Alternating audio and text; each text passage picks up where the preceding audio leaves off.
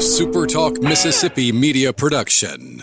Running a business is tough. If you're struggling with HR, benefits, and payroll, you're not alone. Many businesses just don't have the resources to keep up. That's where MWG Employer Services comes in. We provide a full range of employer services with everything from payroll to benefits to HR services and compliance, and can create a custom plan that fits your needs and budget. We're a Mississippi-based company that can help you focus on what you do best, growing your business. Call MWG Employer Services today at 601-206-7966 or go to MWGEmployerServices.com.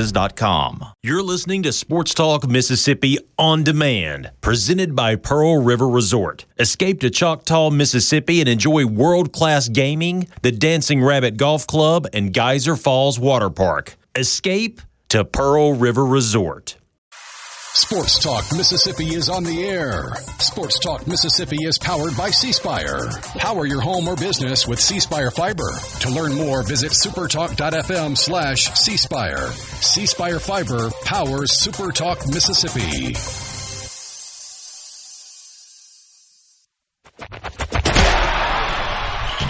To the junction, in the Grove, and to the top.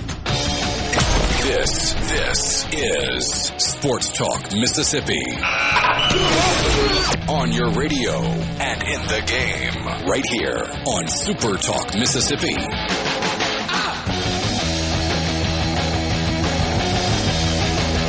Welcome in on this Friday. Michael Borky, Brian Haydad with you. Sports Talk Mississippi, the last show before we take off, literally, to Tampa for SEC Media Days. Cannot wait to be down there with you. It is so much fun for so many reasons. And it's fun for us because, you know, we get to see people and hang out and do all that kind of stuff. But I think for a consumer of sports media, this week is a great week for you. I mean, you will get interviews. We will talk football for 4 days. I mean, nothing but football.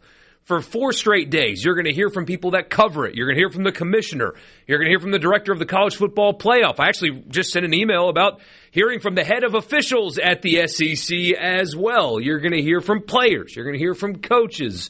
And we're going to have fun, and I'm really looking forward to that. So we're going to have a great time. You are going to have a great time. And we're going to have kind of like a link dump today is what I like to call it. There's just a lot of stuff, a lot of stories that have popped up over the last 24 to 48 hours. We're going to talk about that. We got 2 teams to get to on the countdown of 100 teams in 100 days. All that and more with you. Also, there is some high drama happening at the Open Championship right now. High drama. Yeah, I saw all that. Well, hey, that it's crazy. So Bryson DeChambeau played great. He's one back in the lead. They might be retroactively assigning him a 2-stroke penalty. And before they assign it to him, he asked them to drive out to the spot on the course where he may have committed the penalty. And it's out in like deep grass. So they're in like knee-high grass. And he is trying to plead his case for no penalty. It is wild. So we'll talk about all that kind of stuff and more with you guys. We're going to have fun. It's going to be a laid-back, enjoyable Friday, and glad you guys are here. We're glad you've joined us here in the Pearl River Resort Studios. Pearl River Resort is the place to have a great weekend. If you are getting ready to set for a Saturday, Sunday, and you're thinking, I just want to go do something. What do I want to do? Well, whatever you want to do, Pearl River Resort can make it happen for you. Great food, great entertainment, the great water park if you want to have family fun. If you want to go play a round of golf, an unbelievable couple of courses out there at Dancing Rabbit. It's all right there for you at PearlRiverResort.com. C-Spire text line open to you at 601-879-4395. With C-Spire, it's easier than ever to get all the devices you want in one move with the Ultimate Connect bundle. Right now, new and current customers can get a free phone, watch, and tablet, plus 100 gigs of data for just $90. That includes the new iPhone 17 or Samsung Galaxy S26 for free, and a free smartwatch and tablet to go with it. So don't wait. There's more to see. Visit cspire.com or stop by your local C-Spire store today. C-Spire, inspired by you. Want to start here. Yesterday, we had the Radiothon. And, I mean, as these conversations pop up around football and NIL, and, I mean, the latest thing was the new fund for Mississippi State, and fans we're frustrated. I have to give more money somewhere, and we hear it from all of you, everybody. life is more expensive and I'm having a hard time affording all of this stuff and you're asking me for money for this and that, and it's getting really difficult. And that was the backdrop going into yesterday, was here we are again, here's another thing asking you for money. And what you did yesterday, you heard the stories from 6 a.m. to 6 p.m., you heard us talk to people involved. You heard from kids involved at the Palmer home all day yesterday. And you opened up your wallets and you opened up your hearts in ways that you never have before. Just under $400,000 raised yesterday by you for the Palmer home. And we had fewer of the expected, like the big gifts than we've had in years past. I was talking in the hall earlier. There was a few more things that we've gotten in years past that helped boost the numbers, which are great things, by the way. Don't get me wrong. But that was more just you driven, and we broke yet another record for giving for the Palmer home. So your generosity in this state cannot be overstated. I did not grow up here. I grew up, though, in the Deep South. You guys are different. Your generosity, the Southern hospitality thing is real in South Carolina. It's realer here. My dad will attest to that. He, again, lives in the Deep South. When he comes and visits, he'll tell you, people here are just different. They're nicer. Every person you encounter is nicer than where I live, is what he will tell you. And you guys prove it with your wallets yesterday. You changed lives with what you did yesterday, and we cannot thank you enough for being a part and for donating, whether it be your money or your time or word of mouth, whatever it is. It was unbelievable yesterday to be a small part of that, and we just cannot thank you enough for your support. It's unbelievable is the correct word. You use the right verbiage there for us, especially, as you said, at this time of our lives where everything is costing everybody more money. For you guys to still say, hey, it's worth it. It's important to give to this great cause and to show up the way you did yesterday. We love you, man. And I'm already thinking next year. We were 392 and some change this year. Next year we're going to push for 400,000, and we're going to do everything we can in our power to get to that number. And we're just going to keep doing it. And every year we're there, I want to make that number bigger and bigger. So, yeah, I echo Borky's sentiments. Thank you very much, very, very much. All right, let me describe to you what has happened in the Open Championship. First of all, tell me. Just off the top, because we are Sports Talk Mississippi, and Jackson Suber, the Ole Miss alum, he has been playing great golf lately to the point where he has kind of turned his career on its head in a good way. The last 5 or 6 weeks for Jackson Suber has truly changed the trajectory of his golfing career. He's been kind of on a heater. Hasn't won yet, but his finishes have changed everything. And he had the lead going into today in his first ever round in the Open Championship, in his first competitive round, I believe, across the Atlantic Ocean. And it's a different style of golf, and usually guys struggle. And not him. He played great yesterday, and then this morning, he made the turn in 2 over today, and then ended up shooting a very nice 69, 1 under par. So bounced back and recovered really nicely. You're the immature one. He's tied for third right now at 6 under. A guy named Lucas Herbert shot 8 under today. That won't last, I don't think. Mr. Herbert? Mr. Herbert. Kids. But he is tied with Cam Young and Ryan Gerard at 6 under. Jackson Suber, hopefully he keeps this up because, as I keep saying, he has changed his golfing career. And, man, with a good finish here, it's going to open up a lot of doors. So really awesome to see him play as well as he's played at a place that he's just not familiar with, the style of golf that he is not familiar with at all. So great stuff there. That's very cool. Now to Bryson. All right. Bryson DeChambeau, who has not made a cut in a major this year. He's 0 for 3 this year in making cuts in majors. Played well yesterday after getting called out by Nick Faldo and all of golf media for not appreciating strategy with links golf. Played well yet again today. He shot 4 under today. He is in complete control of his swing. He looks comfortable, confident. He's been a joy to watch. He has been the old Bryson. Really fun, hitting the long ball, but making putts and doing all this stuff. Mm-hmm. But he makes a putt on 18 to finish 4 under, 1 back in the final group on Saturday at the Open. After your round in golf, you have to go into the scorer's tent because you have to sign your own scorecard. Correct. And they go hole by hole to verify scores. Mm-hmm. Well, somebody, I believe on the 5th hole, spotted the possibility of Bryson committing a penalty. Hey, Dad, in golf. Is this one of those things where somebody called it in from television? I hate those people. It could have been a rules official that noticed it. Okay. But he was in the tall grass right of, I believe, hole number 5, about knee-high grass. And what you cannot do, you cannot improve your lie. Right. And so when you're in tall grass, you can put your club down, but if you start really like kind of stamping your club down and making it easier to swing, that's a penalty. Right. Well, they are claiming that Bryson stepped around his ball deliberately to improve his lie, hitting out of the tall stuff. Uh-huh. And he goes into scoring, and they go to inform him.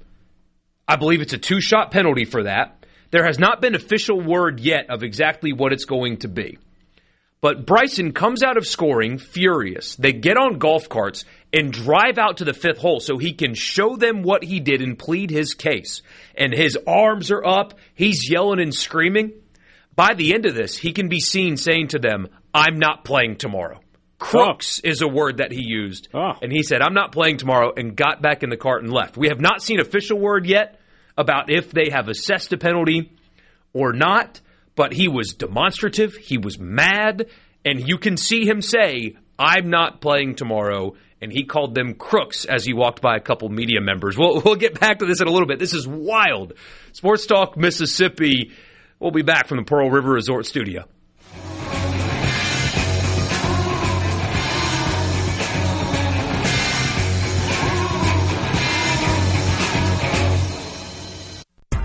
Our Sports Talk Mississippi now.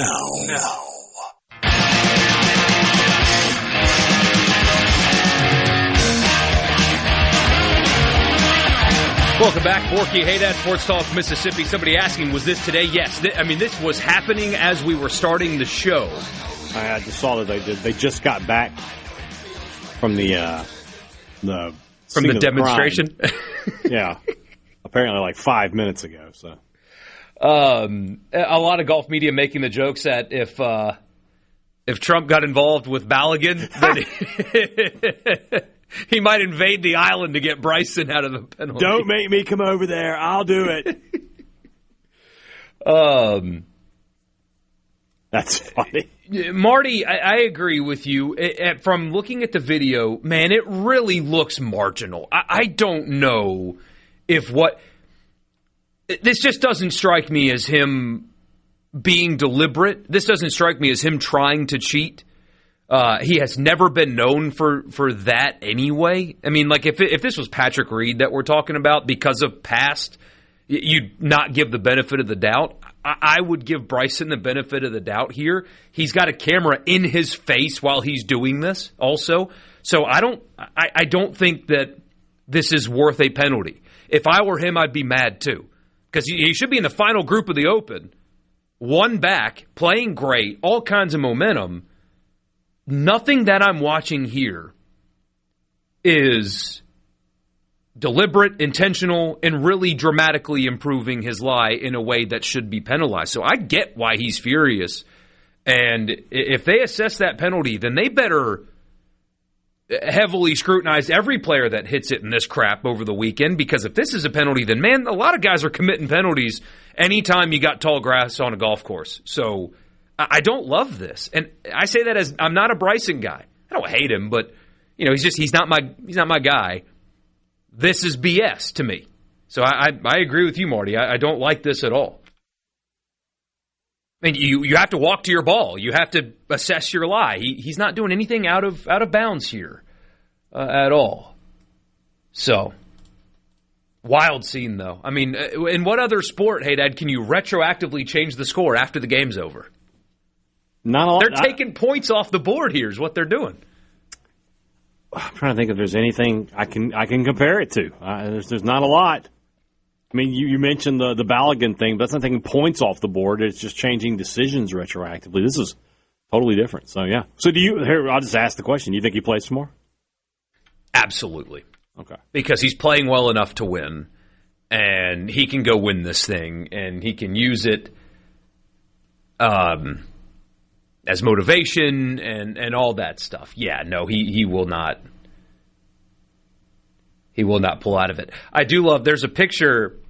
So the broadcast went over, and it's been on USA, I believe was the network that the broadcast was on.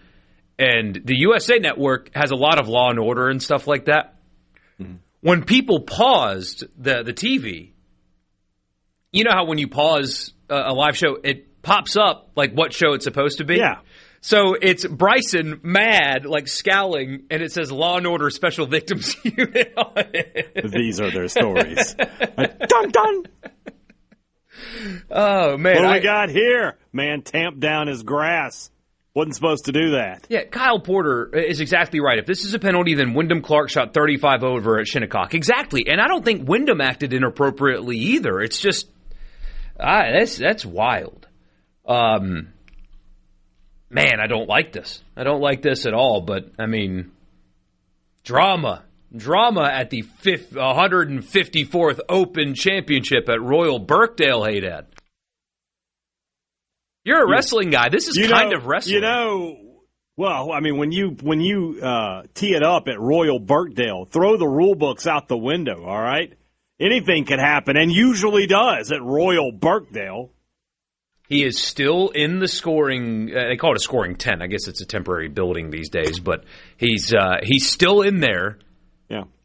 I mean, but the broadcast picked up him saying, "I'm not playing tomorrow." So we need wrestling. We need the remarkable Renee Paquette to get in there and tell us what's going on. Like, guys, I'm outside the tent. I can hear Bryson DeChambeau. He just referred to that guy as a stupid son of a. And right as she says, that's when he bursts out. You got to time it that way.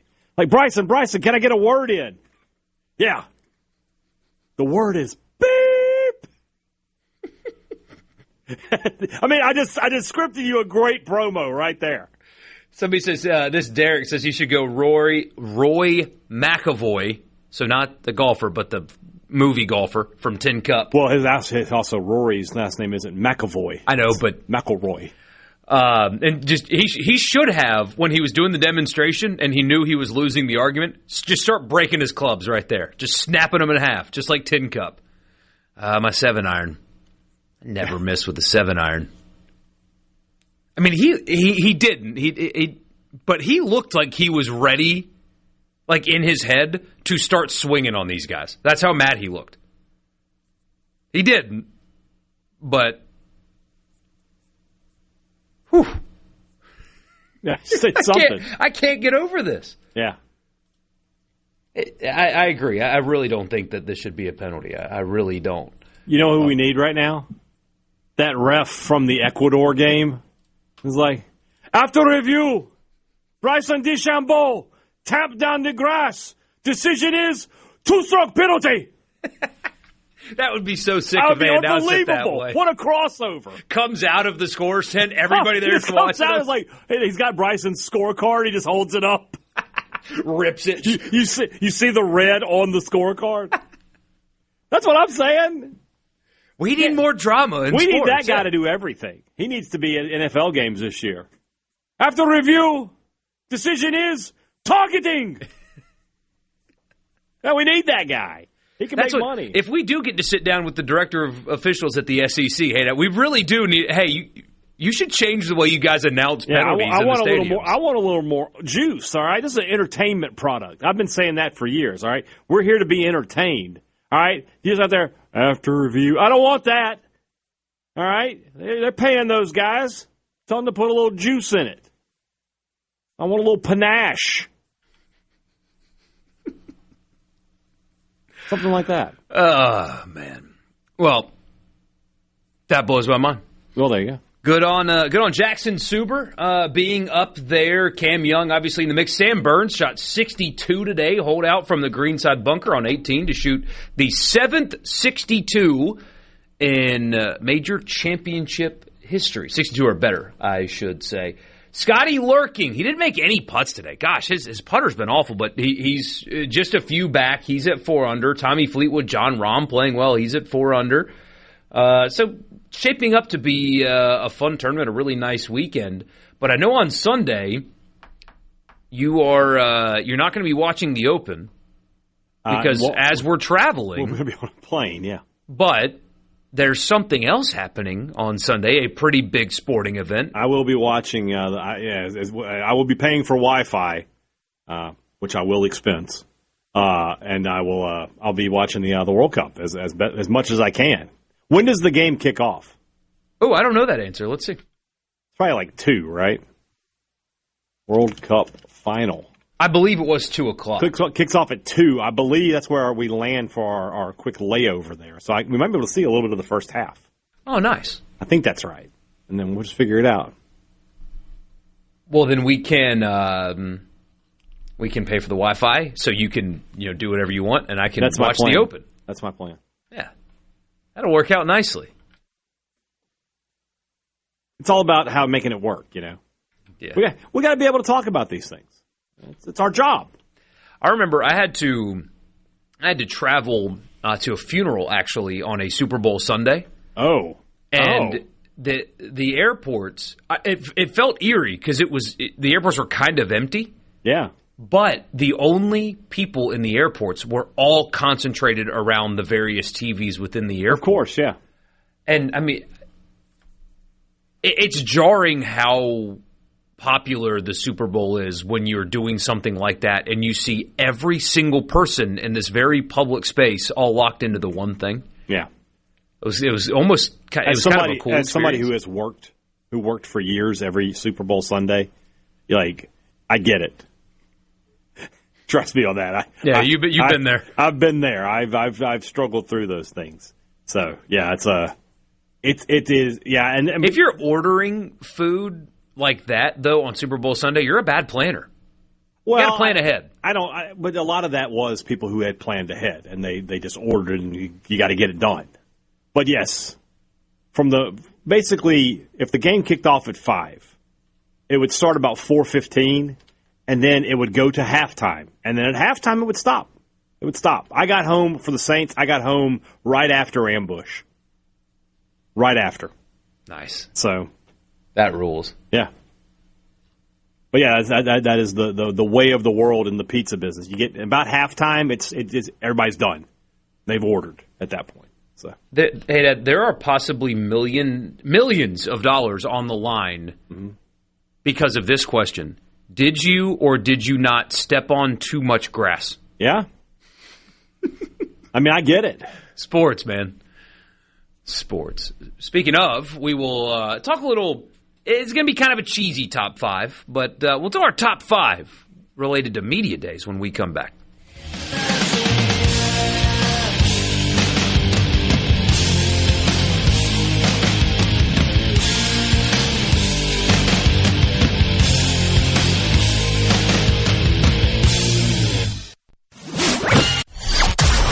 It's time to get real. Real sports talk for Mississippi. It's time for you to get real with it. Sports Talk Mississippi continues on SuperTalk Mississippi.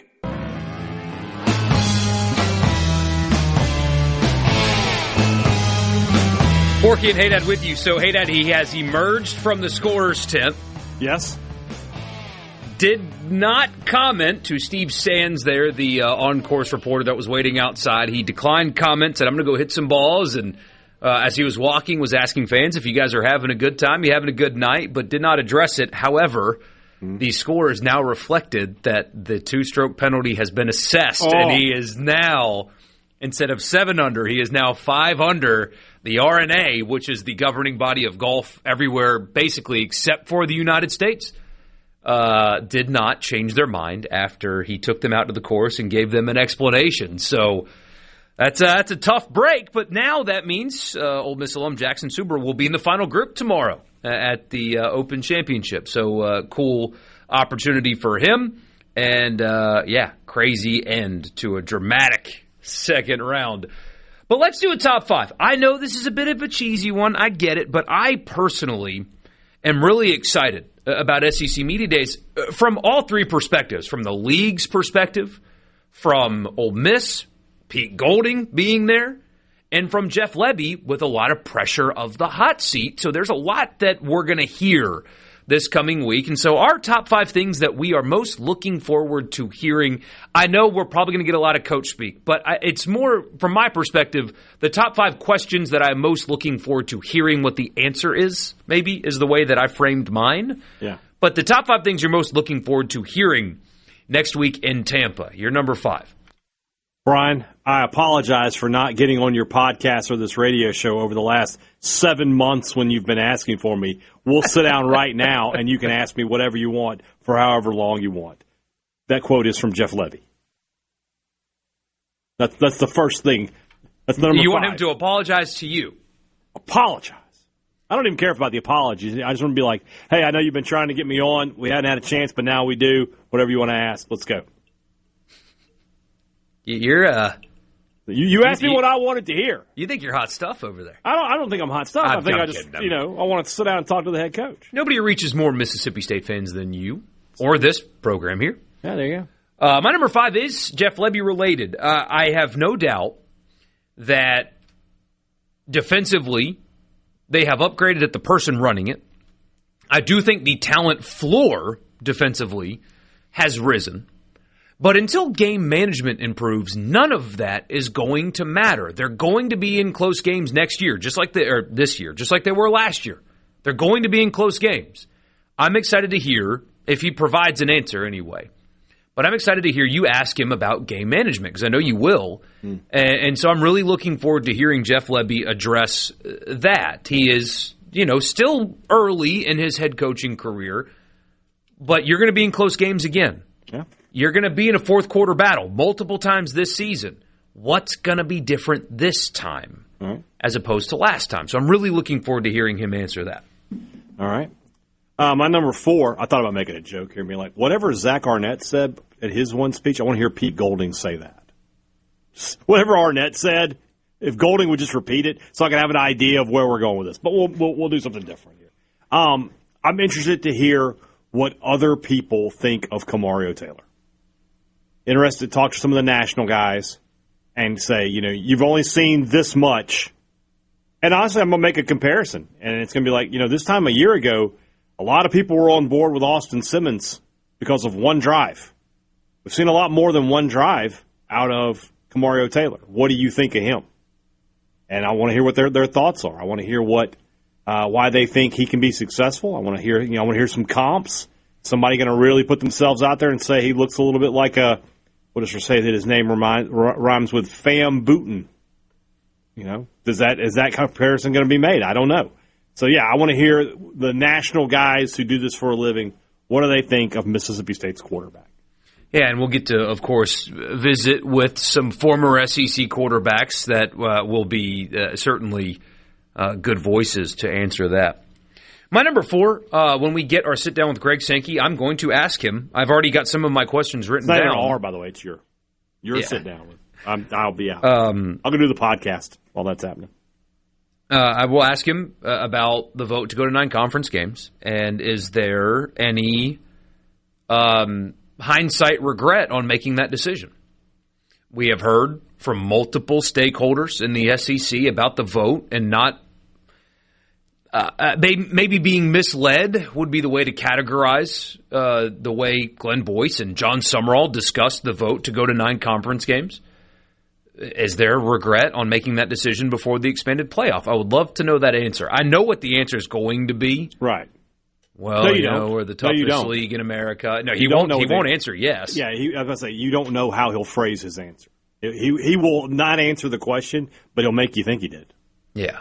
So. And so I want to hear that answer because I got in a back and forth with SEC Mike Bratton. I said the league added – because he put projections out that had the SEC getting 5 playoff teams. And I said the league has added 8 losses. No, it will not be getting 5 teams in the playoff this year. He said, counterpoint, it added 8 wins. No, it didn't. Because the games that are going away are the South Alabama game. The non-conference games you were already winning. You didn't add 8 wins. You were already getting those. Right. You've added 8 losses. How are they going to spin that? I'm curious to see how they spin that, because I think they're going to regret that decision this year. Yeah. I'm interested to see the vote for All-SEC quarterback. I think you've got the top 2. They are. I feel like everybody is kind of picking between Manning and Chambliss. Obviously, there'll be a few people that go another way. You'll have a couple votes for Stockton. Probably have some votes for Mateer. You could see Marcel Reed maybe getting a Texags vote or something like that. But those are the top 2 guys. I still haven't, as we sit here right this second, haven't made my mind up which way I'm going to go. I'm leaning Chambliss just because I think that he's got I feel like that offense, it just puts him in the right positions. But I could be talked into the other one, and between now and then I might change my mind. So I want to know what the final vote is. I'm interested to see the final preseason All-SEC team when it comes out. If you made me predict it, it's Manning, Chambliss, and then Stockton's closer to Chambliss than people think that Probably he will so. be. I don't think. I disagree with that. I don't think Stockton gets a ton of votes. I think he gets a few here and there, but not a lot. A lot of people that cover Georgia go to this thing. I get that. You know what I mean? I mean, Vanderbilt gets a first-place vote every year. So It's true. I'm excited to hear from Pete Golding about pressure. I'm going to ask him about that. Hey, you have this great roster, team that went to the playoff last year. Do you feel the pressure to perform, and how are you managing that? I'm excited to hear his answer about that in particular, because he does not have your typical first-year head coach expectations. Most of the time it's, just stabilize, please. Just give me something that is encouraging in year one. Not him. He's got pressure to win right now. I've had a small percentage of Ole Miss fans push back on that notion. Oh, you're being not fair to him. It is year one. No, not with this roster. It's not how it works. Joe Moorhead had that kind of pressure, and it didn't work for him. He took over kind of a rare situation where he was taking over a program in good shape, and it didn't work. Pete Golding's taking over a program in good shape. So do you feel that? And, are you ready for that? My number 2, I'm just interested in the Lane Kiffin circus, man. I just want to see how it goes. I want to see the questions he's asked, and I want to see the answers he comes up with. I want to see what the circus is like. The circus is coming to town on Thursday. And, it's always fun when you're one of the other teams, when there's one of these kind of situations. And you got LSU and Texas on Thursday with Mississippi State, but talk about flying under the radar. Like, I may be the only person there on Radio Row talking about Mississippi State. So, I'm excited for the circus to come to town. Mm-hmm. Somebody says, no, Borky, they added 8 quality wins with a lot of exclamation points. Here's the problem with that. I watched every press conference that the committee chair had the last 2 years after they made their selections. That doesn't appear to be a high-profile value of theirs. Maybe that changes this year. That might. But they have spoken on record about, we can't punish teams for playing in a weaker conference. They've said that. Their selections themselves have not valued strength of schedule consistently in a way that they should. So, great, 8 more quality wins until the committee on record talks about that as a priority. You shouldn't believe that they're going to value that as a priority. But we'll see if they do. 601-879-4395, the C Spire text line. You want to be a part of the show? That is how you do it. It took an hour and 10 minutes after Bryson's round for his score to go official. That's how long he argued. An hour and 10 minutes for that 2-stroke penalty. Crazy stuff out there. I've got a number 2, and we've got number 1s to get to when we come back. Sports Talk Mississippi. Don't go anywhere.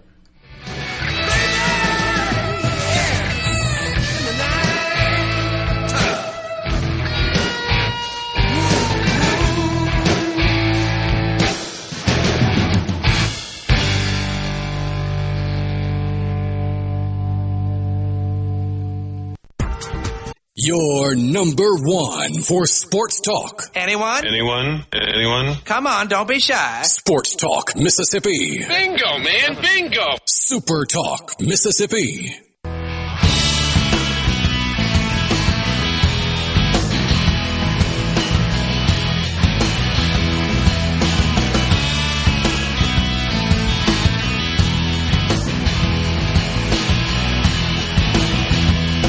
All right, we've got a top five.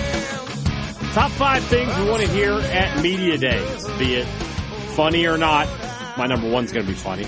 At least I'll laugh. I think Borky will, too. You might as well. But Borky's got number two for us now on his list. What is the number two thing that Michael Borky wants to hear at SEC Media Days other than, how would you like your steak? Yeah. The guys at Ole Miss, the guys in the SID department will make sure that he doesn't answer this question with specifics.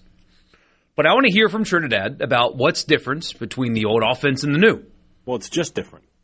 Yeah. It's just different. But yeah, like what are the differences between last year's offense and this year? I know there's a lot of similarities, and that's great, but what is the difference between Charlie Weiss Jr. and John David Baker? I'm very excited to hear from the guy that's going to be, running the thing. Right.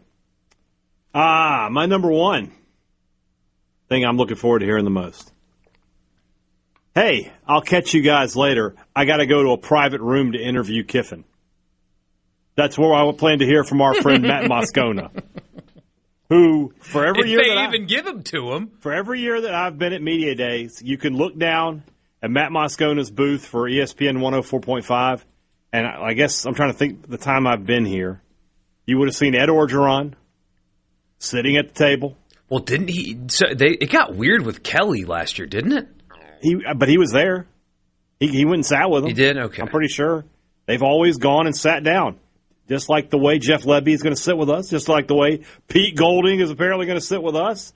I have made contact, and we appear to not have to jump through hoops to talk to the coach this year. Just like Clark Lee and Kalen DeBoer and Josh Heil, everybody else. Nick Saban was never too good for it. Nick Saban tried to sit at our table one time. We just weren't there to talk to him. But Lane Kiffin has to be shuttered off to a private room, and you get 5 or 6 minutes with him. Whereas every other coach gives you the full 10, whatever your segments are. And it's the worst 5 minutes of the week, too. Yeah, it was always never great. So just complete waste of time. Matt is a friend and a guy that takes his job very seriously. I'm interested to see how he handles that. My number one is I'm going to lead the Sankey interview about week 3, and one, I'm going to ask him if he's excited for the game. But then, is the league office involved at all? Have you guys stepped in, especially the banishment on public comments that has clearly happened? Was that you? Did you tell him to get off Twitter after he bragged on the fighting prowess of his fan base and then implied Mississippi is still segregated and Louisiana is not? Even though, didn't a portion of Baton Rouge literally secede from the city? Yeah, I think that did happen. But are you involved? What is your involvement? Have you intervened in what Lane Kiffin has said? What kind of special steps is the league taking to ensure that game goes off the right way, et cetera, et cetera, et cetera? Those are the kind of things that I'm curious to know, to be honest with you, is how involved is the SEC office to make sure that Kiffin stops, number one, and number two, he's allowed to coach the game without anything, bad happening, like Tennessee 2021. Because you can't let that. You got to do whatever you possibly can do to prevent Tennessee 2021 from happening in this case. You cannot have that happen again. No, you're correct, and I don't know how he's going to answer that though. I mean, he's going to have to play around. And I'm sure because he gives you political. We answers. Trust our universities. We trust our fans. Blah, blah, blah. I don't know the answer, but that's an interesting one. I still like my cups idea though. But when you serve beverages that day, everything's got to go in a cup before it leaves the concession stand. You can throw bottles and cans a long way. Try to throw a cup a long way. You can't do it. You cannot do it. Even if it's full, I mean, it loses some gas about 2 seconds in because the liquid flies out. So that would be my Don't put a lid on the cup. Open cups. You can't have a lid on it. If there's a lid, it could be a problem. And stadium-wide for every beverage, beer and all, it's got to go in a cup. And I think you solve 97% of your problems. You got to hire some more staff because pouring beers takes forever. Yeah.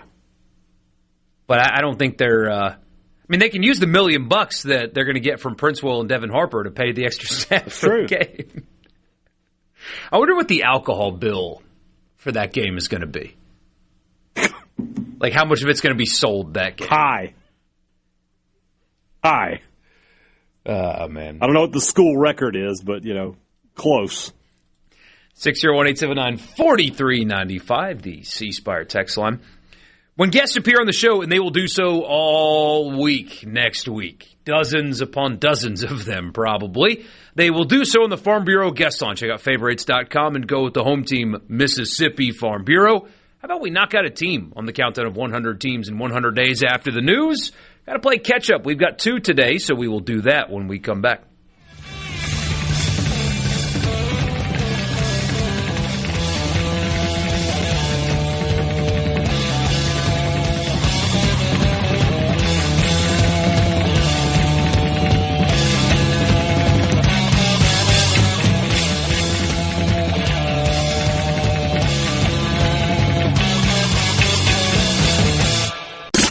Talk Mississippi. Here we go. Super Talk Mississippi.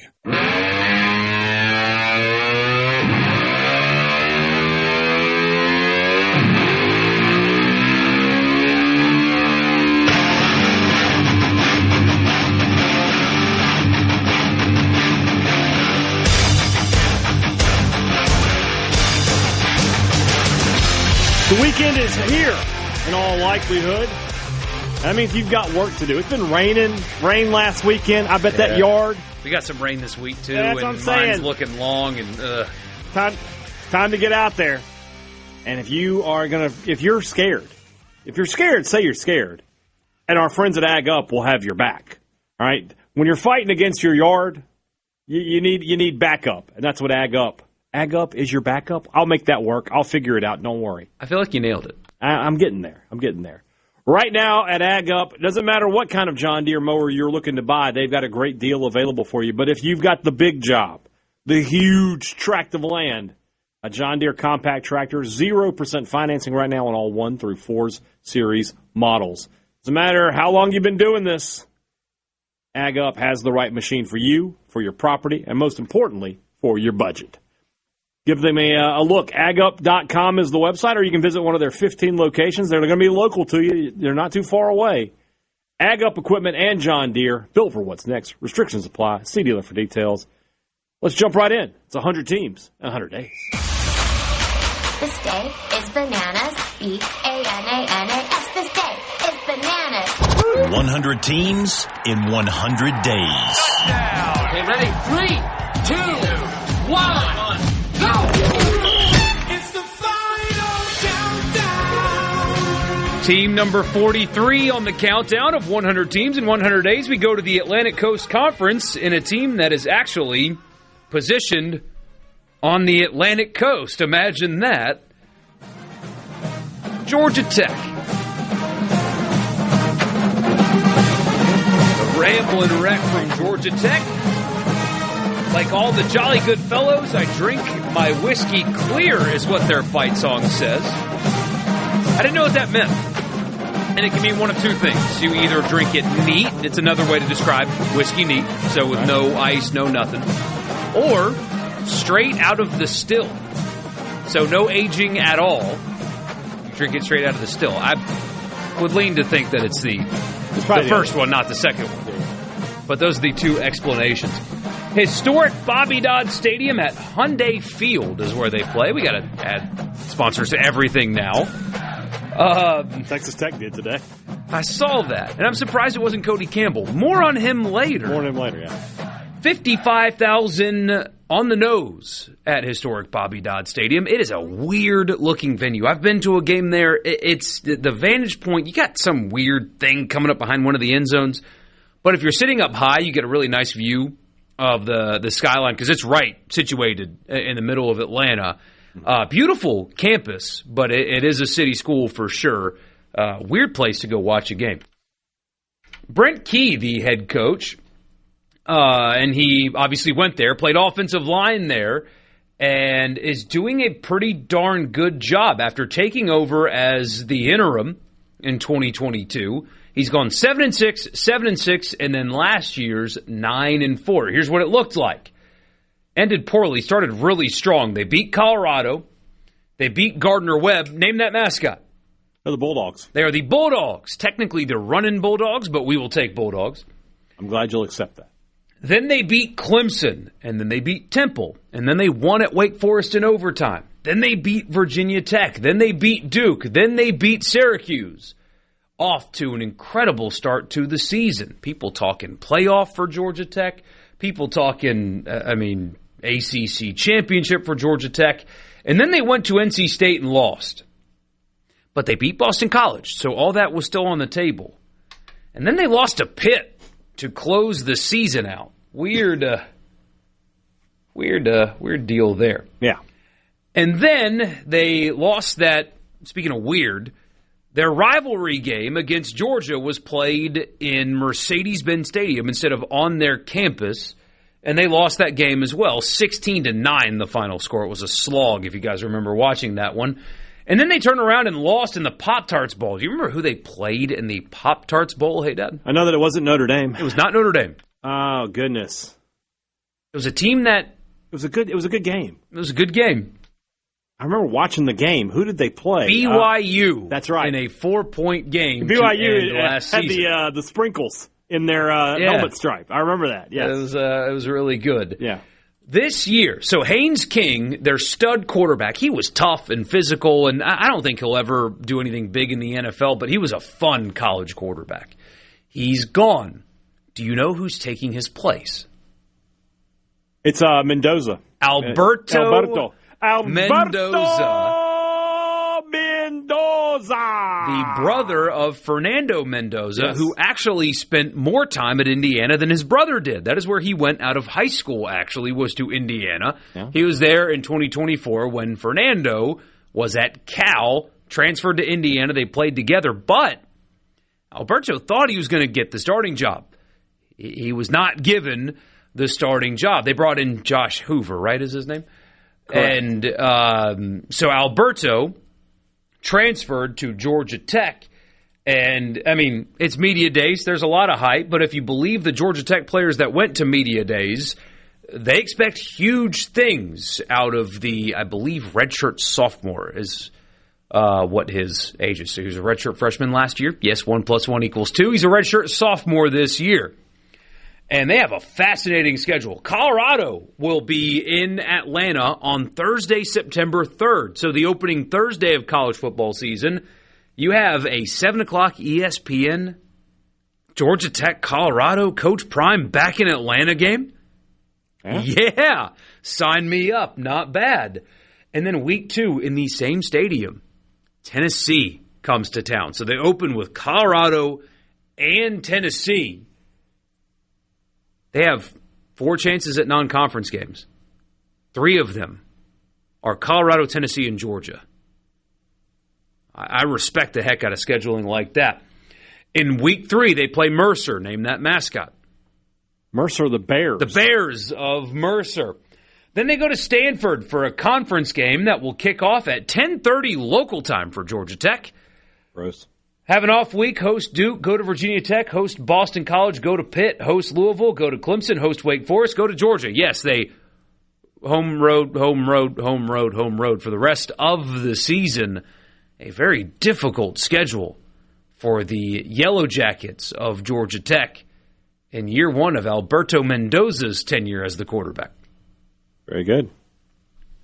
I didn't look at TripAdvisor for this one because, Borky, we ate there. We ate at the number 1, in my opinion. You can do better. That's on you. But if you're going to Atlanta and you said, "Hey, Dad, Borky, where should you go eat?" We're both going to tell you to go to Kevin Rathbun Steak. We ate there a few years ago with media days. We can tell you that it is a fantastic Fantastic restaurant. Some must get stuff for the appetizers. You got to get the thick cut bacon. Get 2. If there's more than 2 people sitting at the table, get 2 of those appetizers because you're going to want to eat one by yourself. Basically, is what I would tell you. Get a steak. Fantastic steaks at this place. I believe I got the dry-aged cowboy ribeye when we were there, and it was one of the best steaks I've ever had. On the sides, they're all delicious, all right? Now, I'm not saying you should spend $20,000 on sides, all right? I'm not saying that. But if you do... Did the sides cure cancer? The sides, they did cure cancer. So, get the mashed potatoes. If you like butter, you'll like these mashed potatoes. They're basically just like the potato is just holding the butter together kind of thing. Dessert, you got a lot of great options there. I believe I got, they don't have it on the menu anymore. I got some sort of it was like a Japanese cheesecake. It was delicious. Everything we ate at this restaurant was fantastic. The service was impeccable. You will spend some money. Just go ahead and prepare you for that one. It's going to be a pricey night out, but I promise you it is worth it. If you are ever in Atlanta and you want to have a great meal, head over to Kevin Rathbun Steak and tell him that Borky and Haydad, and we'll throw him in here because he's the one who recommended this place. Yeah. Richard Cross. Tell him that they all sent you. Easy number 1. Yeah. I didn't even look. I don't even care what TripAdvisor or Yelp says. There's no way every place is better than that place. Richard would probably vote the varsity number 2, but you know. He never could talk me into going there. I mean, I've been to the varsity. But let's get in the car and drive for this. You know what? Mine is Gus's Fried Chicken. Like everybody's got like this little fast foody kind of thing that they like, and whether the other person likes it or not, I don't know. But that's his place, so let him have it. Mine is a hibachi place. See, I like hibachi. Like just a quick turnaround, you call it on the way home from work, and it's there just waiting for you. Good stuff. That is team number 43. Team number 42, when we come back, a familiar one for you Mississippi State fans, and I guess now for you LSU fans, although you may want to misremember some of what happened to this team last season. We'll tell you all about it when we come back. Sports Talk Mississippi. Don't go anywhere.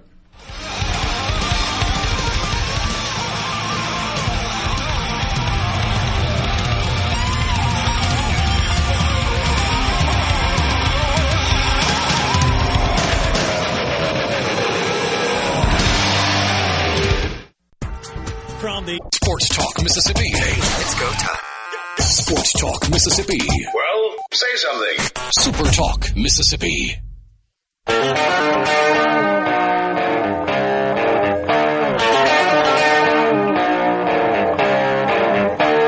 Before we get into this team, Borky, some breaking news, and once again, someone whose job depends on not gambling has gambled. I don't know if you've seen this right this second.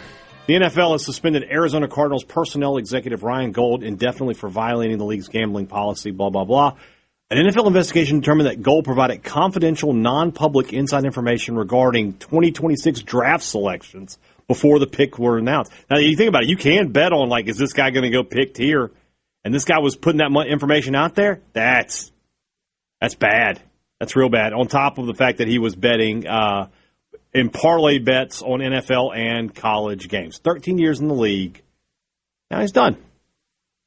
Just don't bet on football. You can go to the casino. Caught. You can go to the casino. You can play blackjack and roll craps and play poker all you want. Nobody will say a word to you. But Vrabel did it. You can't. Well, among other things, you can't do this. And well, moving on. This is coming to college football. It's coming to college football. Just wait. It is. But, it's just stupid. You know better. You're going to get caught doing it. And 13 years in the NFL. Flushed. Gone. Yeah. Moron. All right. Team number 42 on the countdown of 100 teams in 100 days. We will be in the 30s next week, boys. Is a familiar one for Mississippi State fans. Famous for the lack of hotel space in Starkville, apparently. Arizona State. Plenty of hotel space in Starkville. I feel like everybody needs some. I can't believe those tiny little mini cowbells at practice being rung by the Water Girls did not work and prepare you for that environment, especially considering Kenny Dillingham spent time in the SEC. He should have known better. He did not know better. He fanned the flames leading up to it, and it didn't go well. More on that in a second. They play at Mountain America Stadium, which, again, everything's for sale. Sun Devil Stadium is what is used to be known as, affectionately known as. I've actually been to a game there. It's really cool. It's kind of built in between two small mountains. Yeah. But they have renovated the heck out of it. It doesn't look the same. They reduced some seats. They did a lot of updating. Obviously, the Cardinals used to play there. They do not anymore. I wouldn't call it an iconic venue, but a recognizable one. People know Sun Devil Stadium. You see Sun Devil Stadium, you know what you're looking at. Kenny Dillingham, the head coach, he enters year 4 as head coach at Arizona State. He himself has done a good job. Remember, he took over after Herm Edwards. The program was in pathetic shape. I mean, just horrendous shape. What was it, a week and a half before their first game in his first years when the NCAA told them that they were banned from playing in the postseason? Yeah. All the players on the roster, all the coaches on staff, none of them had anything to do with what they got punished for. And then the injury bug hit them bad. They went 3-9. Then in year 2, some guy named Cam Skattebo just burst onto the scene in college football. They win 11 games. Skattebo leaves. So does the winning, although their quarterback did get hurt last season, did not complete the season. But 8-5 was their record last season. Here is how it happened. They beat Northern Arizona in week 1. Do you remember that mascot? The Lumberjacks. The Lumberjacks of Northern Arizona. Then they went to Mississippi State and lost 24-20. Field gets stormed. Sam Leavitt vomited all over himself for 4 quarters in that environment. And Mississippi State at the time got a massive win. Mm-hmm. At the time. At the time. Yeah. It felt really big. At the time. Week 3, they beat Texas State. They won at Baylor. They beat TCU. Then the wheels fell off a little bit. Utah beat them badly. Remember, they beat Texas Tech last year. You remember that? I do. That's a Texas Tech one loss before the playoff, yeah. And then they turned around a week later and lost to Houston. The Big 12, this is the way with the Big 12. You just don't, you can't, nothing's taken for granted. Every game matters because nobody is just so much better, even Texas Tech. Yeah. They beat Iowa State, they beat West Virginia, they beat Colorado, and then they lost to Arizona 23-7 to end the season, and then they played in Name the that rivalry. Oh, I don't know.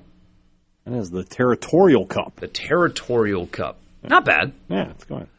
And then they lost to Duke in the Tony the Tiger Sun Bowl. Sam Leavitt, their quarterback that got hurt during the season, enters the transfer portal. He is Lane Kiffin's 5th or 6th option, but he ends up in Baton Rouge anyway. And if you follow SEC football closely, you know who their new quarterback is. Their new quarterback, it's apparently a 3-way race, although not really. Cutter Boley is going to be, likely, their starting quarterback this season. He's a Kentucky transfer. He's a big kid. He's every bit of 6'5". Has to beat out Mikey Keene, if you remember that name. Yeah. He was the freshman All-SEC quarterback last year, Cutter Boley was. Beat out Kamario Taylor for that honor. He had a few starts, right? He had more starts, yeah. Like Taylor only started the one game before they voted, whereas Boley started, I think, half the season for Kentucky. Mikey Keene was really good at Fresno State before he transferred to Michigan. Did not play for Michigan last year. I seem to remember him being connected to Ole Miss, and like it's a situation where had he gone to Ole Miss, Trinidad Chambliss probably doesn't come. Would not have. So I think Ole Miss fans, I think you won on that deal, not losing that recruiting battle for Mikey Keene. Addition by subtraction. Yeah, big time. In that one. Temple would have been a terror last seaon, though. Had that we shaken say that, out. but I don't know. I feel like some things are just meant to be the way they are. Maybe so. And then Jake, Fette. So pronounce it however you wish. Fett? Fete or I don't know. Yeah. But he was a 4-star out of Texas that Dillingham landed in recruiting. So technically a 3-way battle. That's how they're spinning it. It's going to be Cutter Boley, though, when the time comes. They open the season with Morgan State. I didn't know this mascot. Do you? I don't. They are the Bears of Morgan State. Sure. Then they go to Kyle Field in week 2. Okay. Play Texas A&M. And then they go to Wembley Stadium in London, England. No reason for this. To face Kansas in week 3. I mean, why? Why? It's so stupid. But that's what they're doing. Obviously have an off week after that one. They host Baylor and Hawaii before going to Texas Tech. And they close the season this way. Kansas State at home, at BYU, Colorado at home, at UCF, and then Oklahoma State at home before, hey, Dad just mentioned it, the Territorial Cup at Arizona to end the season. So be it. We'll see how that all works out. All right, a little surprising here. Was really hopeful we were going to get an awesome Mexican place as our number 1 place in Tempe, but we don't. We are going. We're gonna eat a little healthy. We just had a huge steak, right? We were just at Kevin Rathbun, huge steak, a lot of sides, the sides. But we're going to the Perfect Pear Bistro in Tempe, Arizona. That's the highest rated restaurant, and we've got a lot of great options here. All right, and there's a lot of veggies on the menu. Don't get me wrong, but I mean, I like buffalo cauliflower. Do you like buffalo cauliflower? Honestly, no, and only because you're trying to be something you're not. Yeah. If you take it for what it is, though, it's good. Sure, yeah. If you're trying to lose a lot of weight, Brussels? I do if they're cooked the right way. Do you like it? How about with bacon and blue cheese and a spicy chipotle ranch? Yeah, sounds pretty great. That's the way. Okay, great. We've got grilled cheese sandwiches, including, you can add some things to them. The bacon and jalapeno sounds really good. Again, spinach dip in the sandwich is. I may need to try this. It keeps popping up. I'm a little skeptical, but I'm with you. They got tacos, but their tacos are a little fancy. They got a spicy Asian pork taco. That sounds good. They got carnitas. They got falafel. Why would you want a falafel? I don't know. They got sandwiches, Cubans, clubs, BLTAs, the A for avocado, of course. And they got a big selection of pastas as well. This looks like a pretty good place to eat. They got a little something for everybody. Again, I thought going to Arizona we'd be talking about a place serving, tacos and whatever, but we're not. We're going to go eat. It's going to be a little lighter meal, which honestly, out in that Arizona sun, that's probably what you need. So, next time you're in Tempe, Arizona, stop by the Perfect Pear Bistro and tell them that Borky and Haydad sent you. Somebody says, but Levitt's going to lead LSU to the national title with laughing emojis. I mean, look, he's super talented. There's no doubt about that. He is super talented. I watched a film breakdown of his, and I mean, everything that you kind of think about him was affirmed. Arm strength, great. Athleticism, great. Mm-hmm. When the pressure's on, both on the field and in general, he gets happy feet, kind of loses his mechanics, and makes mistakes. Has a handful of throws a game where you're like, what the heck? What are you doing? What's he doing? What did you see there? Yeah. And, I mean, no doubt he'll have more talent around him than he had last season. Certainly. But it's not like Dillingham's an offensive bum and a quarterback bum. I mean, that guy knows what he's doing, too. He does, so that is a very interesting dynamic there with what Kiffin and Weiss can do with Levitt and the pressure that's going to be on him to win right away and coming off the injury and all that stuff. Mm-hmm. So we're all caught up. Team number 42 on the countdown of 100 teams in 100 days.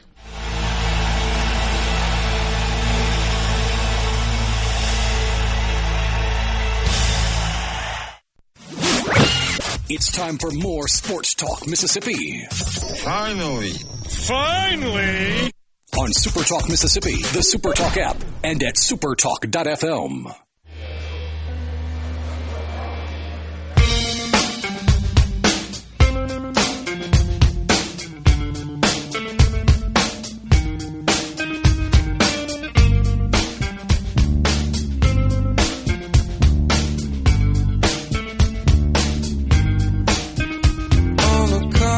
We need to, in college football, as we welcome you back to Sports Talk Mississippi, I'm Borky, he's Hey Dad.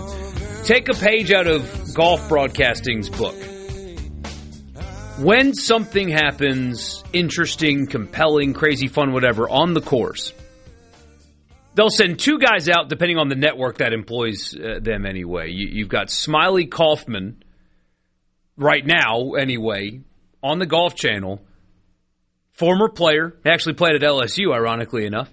Yeah. Was on the PGA Tour, just couldn't make it. It's really difficult, but he got to tour. I think won a few tour events himself, but quality player. Now he's a broadcaster, and he's really, really good at it. They sent him out to the exact spot that Bryson hit that shot from and gave him 10 minutes to explain, okay, here's the shot he's trying to hit. Here's how he walked and got behind the ball and improved his lie, and that could be where the penalty came, and so on and so forth. It's great broadcasting, and then he hits a couple shots from there. Johnson Wagner's the other guy that does it, and he has a lot of fun with it, also a former pro. We need that in college football. We need former pros or former college players, after a game, if there's a crazy touchdown or whatever, hey, Jordan Rodgers, go on the 40, throw that pass. Hey, this quarterback dropped into a bucket this big. Hey, get one of the production guys to stand in the corner of the end zone. Hey, you throw that pass to explain the moment, what the quarterback sees, time on the clock, and a guy that played quarterback in the SEC try to execute what they just executed on the field, on the spot, immediately after the game. We need that in football broadcasting, too. I would love to see that. It would be great. It's a good idea. Will it happen? I don't know. Probably not, because that requires creativity and fun. Yeah. But, you've got these guys. RG3 in the booth, he's a Heisman Trophy winner. Huge play in the game. All right, RG3, when the game's over, we'll do a stand-up on college football final. You're down there on the field. Explain this process to me. That's good. That'd be a great addition to these broadcasts. So, anyway, really good stuff there. By the way, apparently, the letter of the rule, he should have gotten a 2-stroke penalty by the letter of the rule. The problem is it's never enforced, and so it appears selective. Yeah, because he did violate the rule. But in tournaments like this with tall grass everywhere, a lot of guys do, and they don't get penalized for doing exactly what he did. So it's like when you're driving down the highway and everybody's got their cruise control on 82, and the cop pulls you over. Right. It's like, well, that's BS. Everybody was driving the same speed I was. Why me? That's what's going on here. Is why him when everybody else does the same thing he just did? Are you insinuating that it's because of his colorful nature and his association with Live Golf and his general disdain for the tour? If this was Rory, I don't think this would have happened. Maybe call me conspiracy guy. I don't think Rory gets this. He doesn't deal with this tonight. That's just me. Yeah, I suppose. You mentioned that suspension. Some more NFL news today, by the way. This might make your day. If you're out there listening, you need football. Training camp started today. That's right. For one team, and it was just their rookies. But training camp started today is in session in Seattle. The defending champs. The defending champs started rookie. They called in their rookies, and they started practice today. Through the weekend into Monday of next week and into next week, training camp will be here. You're going to get video. You're going to get interviews. All that stuff is going to start happening. It started today, but it starts in mass sometime next week, depending on your favorite NFL team. And, that fires me up. There is nothing like that first video of Saints practice. Tyler Shuck's going to throw a little dump-off pass to Chris Olave, and it's just, boom, inject in my veins. I am so back. It's football season. All right, then. I mean, it's going to be something. it's going to be. It's football, guys. I mean, what more do you need me to tell you? And it's one of those things where it's like during the off season, sometimes we kind of make fun of these things. We're like, camp and nobody cares. Preseason, who wants to watch that? Don't act like when the Hall of Fame game kicks off, you're not locked in. You may only watch a drive or two, but you got to get that taste. I just need a little taste is all I need, and that's what you get. That's what this gives us. So yeah, this is Drew Brees' Hall of Fame induction, correct? I believe you're correct.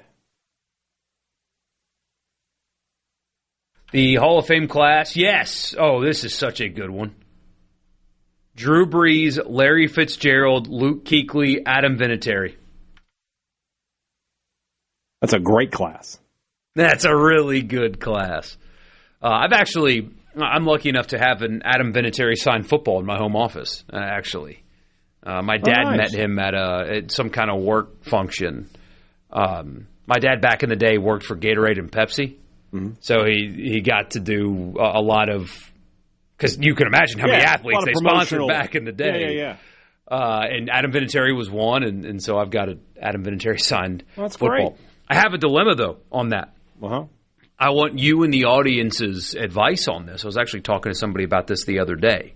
I have the ball displayed, and the room gets a lot of sun.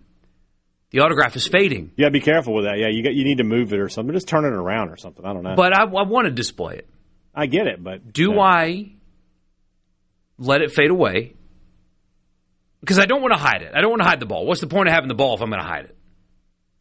Right. I'm never going to sell it, ever. Right. Do I get someone with great penmanship to go over it? To go over the autograph. That doesn't make it any less special to me. He signed the ball. But do I do that? Because I don't want it to fade away, but I don't want to put it away either. So what do I do? What would you do? I mean, can you not? You can't move it somewhere where the sun's not going to get on it? I mean, there's going to be light hitting it. I guess, yeah. Anywhere. I don't know. That's a good question. Like, there's got to be a wall that doesn't face a window, right? I mean, and it doesn't even really face a window. It's an old ball, and the autograph was not, like, perfectly dark to begin with. So it was already kind of fighting a losing battle there. I don't know. And it's on a white ball too. So it's a white ball. I also have an autograph, but mine is in a place where it's not gonna. I'm not worried about it fading. So I don't know. You might want to maybe reach out to like a memorabilia store and find out like, hey, what's your best practices for storing stuff like this? So it's a box with UV protection. I would need to get. I've got a handful that I would need to protect then too. A shadow box with UV protective glass. They are, let me see what the cost is here. You can get one on Amazon. Let's see what we got here. Is this what we want? How much is it? That's not what we want. It doesn't matter. For football. Let me see if I can, if I Google for football.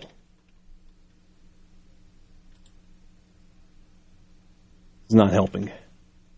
Here we go. Rectangle football display case with conservation glass. Oh. What is it? It's $158. Holy crap, man. I'd rather just trace over it. Or I'm not. I would rather. You can get one for $60. That's still. Yeah. Because I would have to get 6 more. Mm-hmm. I've got Ronnie Lott. Oh, wow. Champ Bailey. Rod Smith. This guy sent us a link here, but these are all like $100, yeah. And then I've got that Furman football with Billy Napier and Bear Reinhardt, who is in the band Need to Breathe, on the same football. That's a good one. Well, hopefully, I should. I'm never going to sell that one too, but I should have sold it the day he got hired. I would have got something out of it. Now the Billy Napier signed football is like, oh, gross. Yeah. Sunbelt Billy? Well, if he starts turning it around at James Madison, it might be worth keeping, Somebody says it's an investment. Yeah, maybe so. Maybe it is, but I mean, Lott and Vinatieri I might protect. The other ones... Yeah, I mean, Bailey was good. Rod Smith was good. Yeah, they're good, but they're not Hall of Famers. So this was going to make you jealous. I've got Shaq. I've got Troy Aikman. Well, I've got Drew Brees, and it says to Brian. Heck yeah, that's elite. So that's the thing. It's not worth anything, I guess, because it says to Brian on it. But there you go. You don't need it to be worth anything, though. Yeah, that's right. I got Camaro over there in the corner of the office on a mini helmet. How'd you pull that off? I got good listeners. Apparently so. Yeah. Good stuff. That's what, hey, Ole Miss, Mississippi State, that's what open training camp practices and stuff can do for your fans. Lifetime memories. Just throwing that out there. Yeah. We'll be back in just a minute. From the Venable Talk Mississippi, your all-access pass to all things sports in Mississippi. Sports Talk Mississippi on the SuperTalk app, your local SuperTalk station, and at supertalk.fm.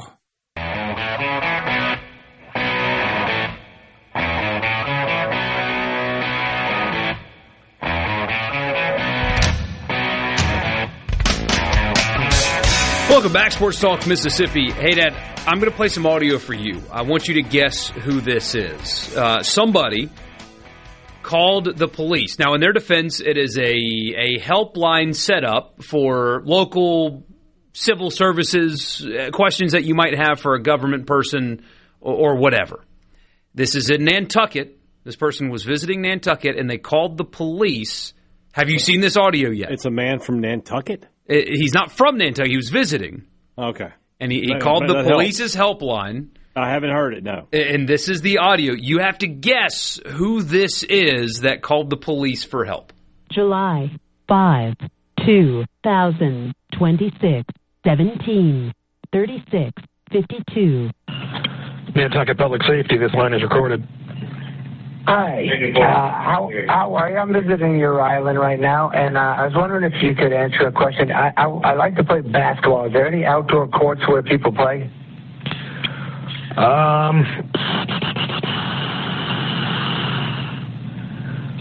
Off the top of my head, there's only one I can think of that's outside, and I'm not even sure if it's available to the public right now, but it's behind the Muse on Bacchus Lane. Okay, thank you. I'll check it out. All right, you're welcome. Bye. I have no idea who that was. That was Adam Sandler. Well, there's no wonder I didn't know who it was. He didn't go, that last sentence got me, as that's when I figured out it was him. He was with his family in Nantucket. That is the day after the 4th of July. You want to go shoot some hoops? He wanted to go shoot some hoops, couldn't find a court nearby, so he called the police department. All right. Looking for a place to go play basketball. That's a funny story. I have a funny story as well. Okay. Here. I know you're a big fan of FC Kauno Žalgiris. All right. For sure, yeah. Yeah. A Lithuanian soccer team. They just found out they can't play their second-round Champions League qualifying match, which is July 28th or 29th, their normal home stadium. Here's a quote from the coach. "We know we don't play in our stadium because of some concert of Dog or somebody." That's right. On Friday, July 1st in Kaunas, Lithuania, Pitbull is playing at their stadium, so they can't play a home game on the 29th because they got to set up the stadium for Mr. Worldwide. The concert of Dog. Yeah. When asked for a comment, Pitbull simply said, Dale. I know somebody that's been to a Pitbull concert, and they're like, it was fun. I had fun. I bet it's an awesome... The guy's a great entertainer. He didn't get to this point in his life by putting on bad shows. But I think it's like concert of... I just want to picture the guy doing the accent. It's like, we cannot play in the home stadium because of concert of Dog or something. Who is this man? These Pete Bull. Yeah, you nailed it with the Pete. This Pete Bull. His name is Pete. Pete Bull? I do not know. Mr. Worldwide, they call him. You think he'd appreciate Champions League? Oh, man. I love it. Speaking of concerts on fields and stuff, have you seen that some NFL players, including Caleb Williams, are now starting a campaign to get grass on indoor stadiums in the NFL? I've not seen that. Yeah, it's. I think George Kittle was the first one to make reference to it a few weeks ago because in these World Cup games, these indoor stadiums have had natural grass, and they have been able to grow it and maintain it because of UV light rigs and stuff like that. You think it's easy to grow perfect grass in London? No, but they have all these, I don't know what you call those big things, hey, Dad, that move across the field to mimic daily sunlight, but they've got it. Gigantic lights, basically. Yeah. Lamps, yeah. And they use that in Atlanta, they used it in Dallas, they used it in L.A., and so on and so forth to have these games. And the NFL players have put their hands up and said, wait, hold on, guys, you're telling us that we have to play on bad turf because you can't grow grass indoors. Well, yes, you can. Apparently because you proved it. Yeah. So now you need to give grass to us. And for an organization that divvies out, $12 billion a year to its teams, they probably can very easily afford to have their fields all be natural grass. If I was the NFL Players Association, I would push for that. You did it for the soccer. Yeah. You can do it for us. Exactly. We have tee times up at the British Open. And Bryson DeChambeau's teeing off at 3:30 p.m. with Sam Burns. If he shows up. If he shows up. Which he might not. He's gonna show up. He's doing the YouTube thing. Will I be there? Check out tomorrow. Make sure you hit that subscribe button. Yeah, that's what he's doing. It's a work. He's doing the wrestler thing right now. He's doing the YouTube thing right now. He's trying to game the algorithm. College football fix when we come back. You had some announcements from Nike about a couple of Mississippi athletes, and LSU released future games, and it should clue you in on something that's happening in college football across the board. We'll tell you about that after the news.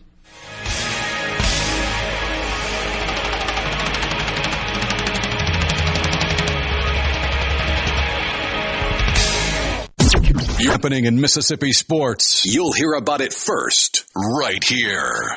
Sports Talk Mississippi.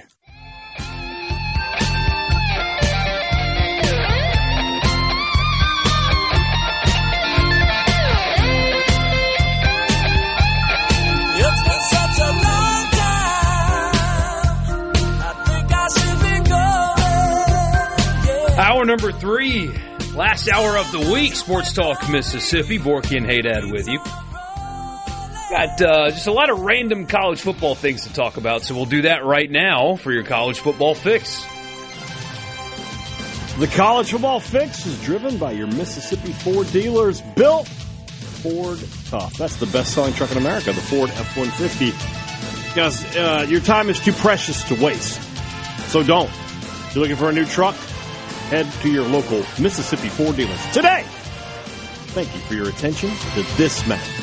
So Nike made an announcement, I believe this was yesterday or the day before, that they've added a group of athletes to its NIL roster. Now, you see a lot of programs like we have 10 Nike athletes. These deals are elevated. They're a little bit different as I understand it. They're not all created equal. These athletes have a different threshold. Maybe I'm not understanding that correctly, but I did ask somebody yesterday, and that is the feedback that I got. Doesn't matter. But Cam Coleman, the Texas wide receiver, got a Nike deal, national Nike deal. Jared Curtis, Vanderbilt's quarterback, Nike getting in on the ground floor of that one. He was a 5-star, consensus 5-star, chose Vanderbilt over Georgia somehow. And so he got one. Mm-hmm. Trey'Dez Green, the tight end from LSU, poised to have a big year if he can stay healthy. Yeah. Chris Henry, Ohio State wide receiver. That's another one. They're kind of getting in early on that one, at least I think. Colin Simmons, the edge from Texas. Dante Moore, the Oregon quarterback. The remaining two. Trinidad Chambliss and Keywan Lacey. In fact, yesterday, if you put up the Nike app, Trinidad Chambliss was the thing that you saw when you first clicked on the app when it came open. So, I mean, it's the offseason. There's not much in the way of news going on right now, but that was cool to see that you can be marketable right at Ole Miss. Speaking of that, hey, Dad, did you see the Heisman campaign posters and all that stuff yesterday? I look forward to seeing yours in your front yard. Absolutely not. Oh, it'll happen. No, it will not. Oh, yeah. No, it will not. Well, Richard will have his. He'll get 2 just to you don't know where I live, although you could probably figure it out. Because I do know where you live. Unless you moved. Have you moved? Yes, right, you do. You have my address and everything. Mm-hmm. Plus, I have a doorbell cam. I'll catch you if you're putting it out there. We work for the... What are you going to do? Put it in your yard. We work for the same company. It's not like I couldn't just be like, hey, what's Borky's address? They'd give it to me. They thought I was going to be sending you a gift or something. But then I would take you to HR if that happened, though. You would take me to HR if I put a Chambliss Lacey Heisman campaign sign in your yard. Well, if that's the case, I'm going to do a lot more. If I got to go to HR anyway, you might as well, right? I might as well, I'll grab some lettuce before I get there and chow down on that, if you know what I'm saying. Imagine having 2 players that you can promote, Yeah, and it's legitimate. It's a legitimate. They have an opportunity. This could have happened, last season. Yeah, when you had a playoff team that had won 11 games. If you had you could have done that, but instead, you couldn't have done it last season, coming into the season. No, but the point is, it never happened at all because the head coach couldn't be bothered to. Oh well, I'm just saying that. Like one of those 2 could have gone to New York, and I see what you're saying. now. I will say this. Seeing some Ole Miss fans on social media. They like it, but they're a little uneasy. Like the preseason hype thing sometimes is it's not necessarily preseason hype, right? Because these last few years, Ole Miss has gotten preseason hype and they've been really good. But when they start printing stuff off, or they start getting getting some national magazines putting them on the cover, that's when things have been known to go bad for Ole Miss. We'll see. I hate that fan. You see it everywhere. I know you see it with State fans too. I don't like this because we always play better when we're not ranked. And these are the same people who, State fans, it goes the other way sometimes. It's like, why does anybody respect us? Why does anybody respect Mississippi State? Then if something good happens for Mississippi State, they will immediately downplay it. They just want to be punished. Mississippi State got a commitment today from a 4-star defensive lineman. Well, that's not true, but if it happens, good luck holding on to him. Something like that. So. Yeah, Mississippi State is favored to beat Minnesota this week by a 7.5-point spread. I don't like that. Yeah, you want your program to be a big-time program. Big-time programs are favored in games. Big-time programs have Heisman-caliber players that are worth promoting. Complaining about acting the way big-time programs act or being talked about like a big-time program makes no sense to me. Like any State fan that's like, I don't like being favored at Minnesota. Nope. Why not? Do you want to be respected or not? Are we getting an answer on whether it be an HR violation if you got my address and vandalized my home? Not along that. Not along those lines. Just something else there. I'm just going to say that whatever happens is your fault. You're the one who's saying you're going to go to HR about it. All right. It's just a harmless little. I'm trying to beautify the neighborhood for you. Let everybody know you're a proud rebel. No, don't put any of that. Just saying. Speaking of what HR texted us about, did you see? Oh, no. I don't know if this picture is real or not, but they have linked the, we'll call it virus that's going around to a specific company's bagged lettuce. Which I have bought in the past. And a grocery store in a town not in the state. Thank goodness. Now somebody else from our company has texted me about stuff. Instead of just send me the address. I have the address. I have it. No, enough people know where I live already. Yeah. But a local grocery store, after the report came out that the virus could be linked to a specific type of bad lettuce, right? donated boxes of said lettuce to a local retirement home.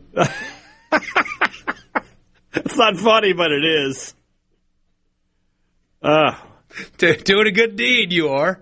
Dad, are we going to see Grandma this week? Not this week, son. We'll go see her next week, maybe. Heisman winner ever on a bad team? Colorado won 9 games. That's about as close to bad as you can get for a Heisman winner.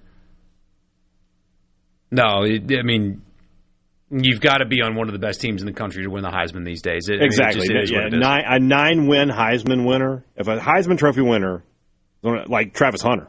He's unique. He was unique. He had ridiculous stats, and he played both sides of the ball. That made him unique. If you're going to be a quarterback, let's say Chambliss is going to be the quarterback of a 9-win team.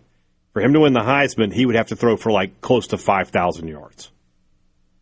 40-plus touchdowns. He'd probably have to rush for another 10. And the problem with that theory is a quarterback who throws for 5,000 yards and is responsible for 50 touchdowns, probably better than 9 wins. Yeah, generally speaking. Yeah, just him alone, 50 touchdowns in 11 games, he's worth 4 touchdowns a game. You're probably winning those games. So, Ole Miss fan on the text line says, we are getting some hype but not ranked that high in polls I've seen. Well, Ole Miss will be in the preseason top 17 to top 15, somewhere in there.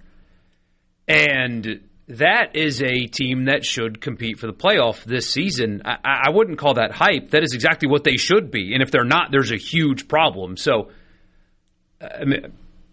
I guess to your definition, yes, they're not getting overly hyped. I think preseason top 15 is exactly appropriate for what this roster should be. Barring bad injury luck. Disagree with you. In the top 15? They should be a preseason top 15. Based on the roster, they should be a top 5 team. Oh, you think even better? The reason they're not a top 5 team is because Pete Golding is there and not Lane Kiffin. Simple as that.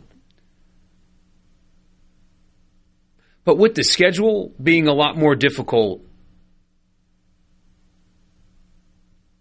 they don't have to go 11-1 to have an acceptable season, I guess would be the... And that's not even a counter. That's just more like adding context to it. Because somebody asked me what would I view as an acceptable first season. 9 wins or above, considering the schedule and all of that stuff. Because if they get to 9 wins, they are in the playoff discussion when the season ends. That, to me, is absolutely, yes, accept the result. You're just going to be looking at it things are fine. If they had beaten X, they'd be in right now. Anything less than that without bad injury luck is, I don't know about this moving forward. 8-4 has people questioning if you made the right hire. 7-5 and it's going to be like questioning. Next year you have to be back there or you're going to get fired. Pretty much. I hate to say that in this day and age, though. It's 100% okay. Yes. When you can flip your roster on a dime. Yes. You better not be stacking up 6 and 7 win seasons with the amount of commitment that Ole Miss is putting into things. And, he's got a big old contract, too. He doesn't have a prove-it-to-me contract. He has a you're-the-coach contract, and so that's the expectations come with that. Yeah. It's your college football fix driven by Ford. There's some scheduling news. The scheduling news is not the important part of it. It's the when. And I think that means something down the road for everybody in college football. I'll explain when we come back. Take a little trip, Desi. Take a little trip. Take a little trip. Take a little trip with me.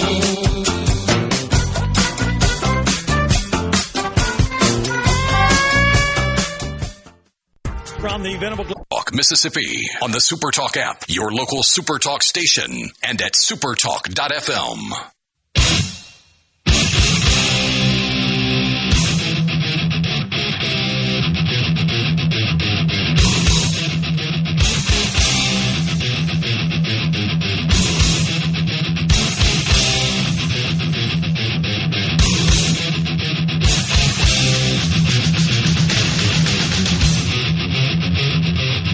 What we got today? What else we got in this link dump you want to do? So LSU made an announcement on future schedules. Now, again, the games aren't necessarily important, although they will play Tulane.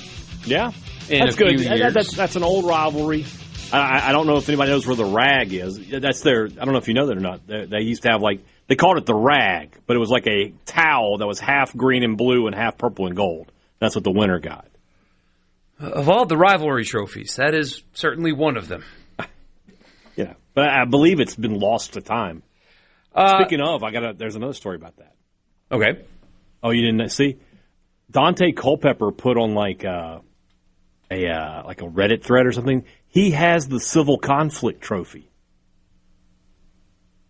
Civil Conflict, if you guys aren't aware, is the BS trophy that popped out of nowhere for the rivalry between UConn and UCF. UConn invented a rivalry trophy between them and UCF, and they won it a few years in a row. And then when UCF won it, they just left it on the field. They did what Neil McCready has been begging Ole Miss to do in the Egg Bowl for years. They just left it on the field. And I think they need to leave the Magnolia Bowl trophy. Well, that's a story for another. Not this year. No. This year, you run around the stadium parading that thing if you win it. Wait, this year would be the best year to do that. Absolutely would. But anyway, I saw a tweet that Dante Culpepper was like, yeah, somebody gave it to me. I have it. They just told me I couldn't tell them who gave it to me. But we may have found the Civil Conflict Trophy. Let Bob Diaco know his life's work has been found.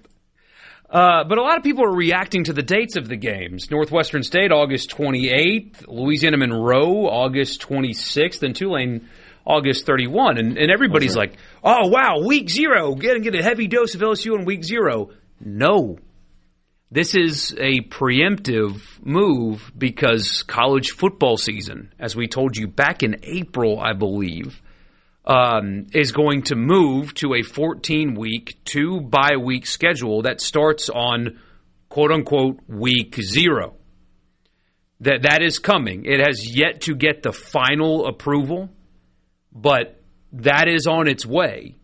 And especially now that you have this discourse about the playoff being too long and shortening that, they're going to move the season up a week. That is coming. So that's what this is. There's a lot of, why do they get to play on week 0? You are too.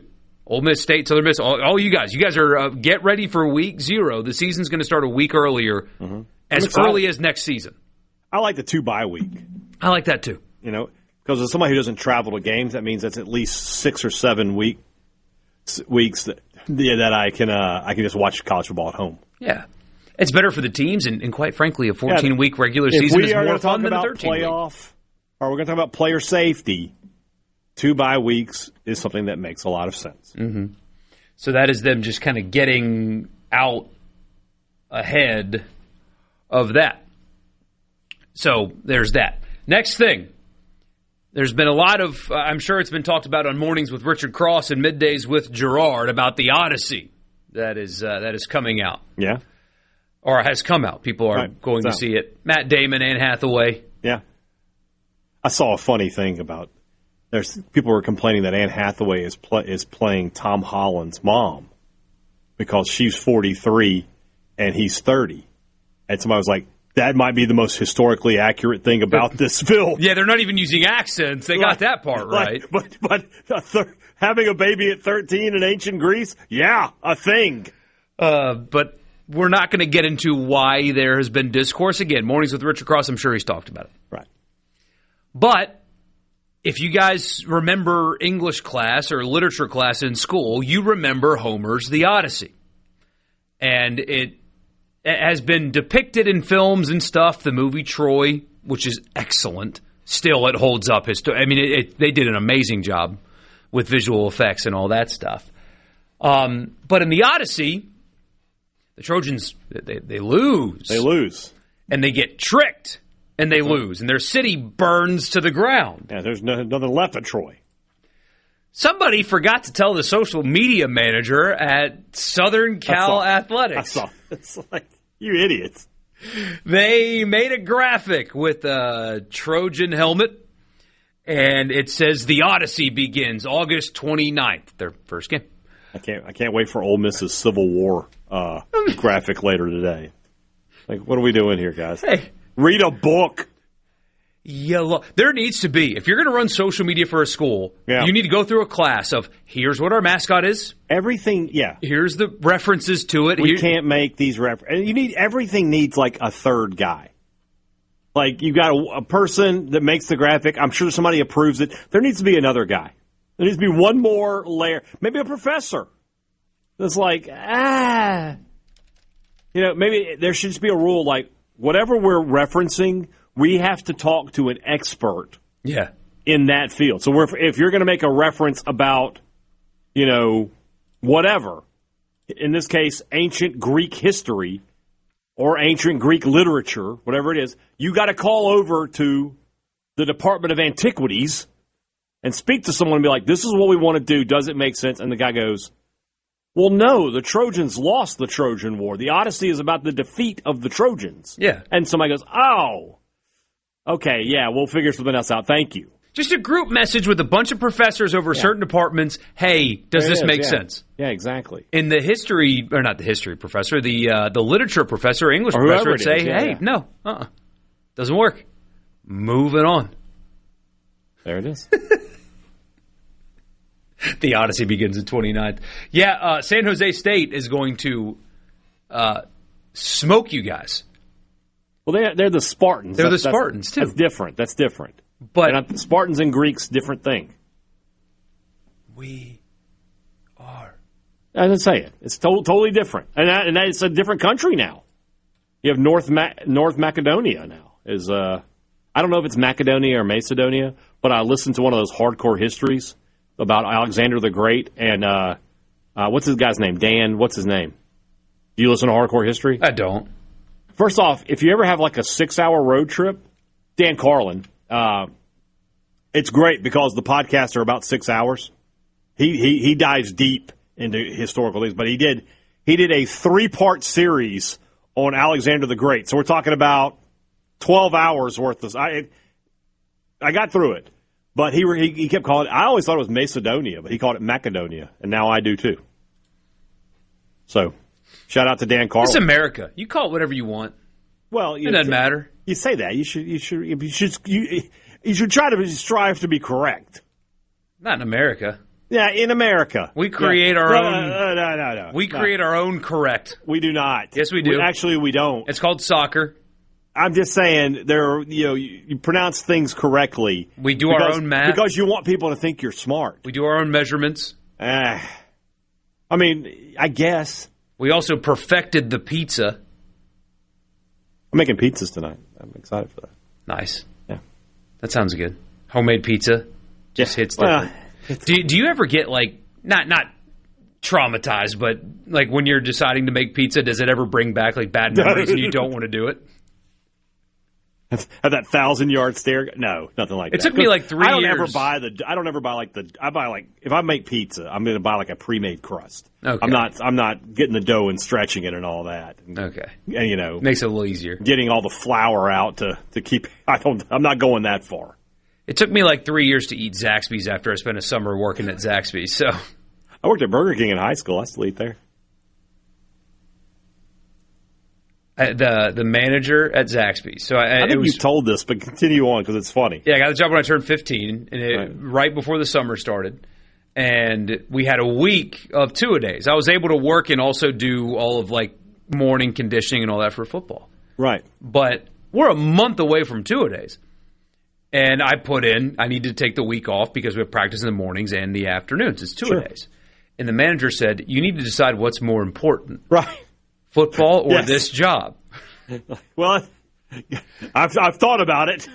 Like, I'm making $6 an hour. I thought about it in the amount of time it took you to finish that sentence. See ya. I'm out. Yeah, that's like.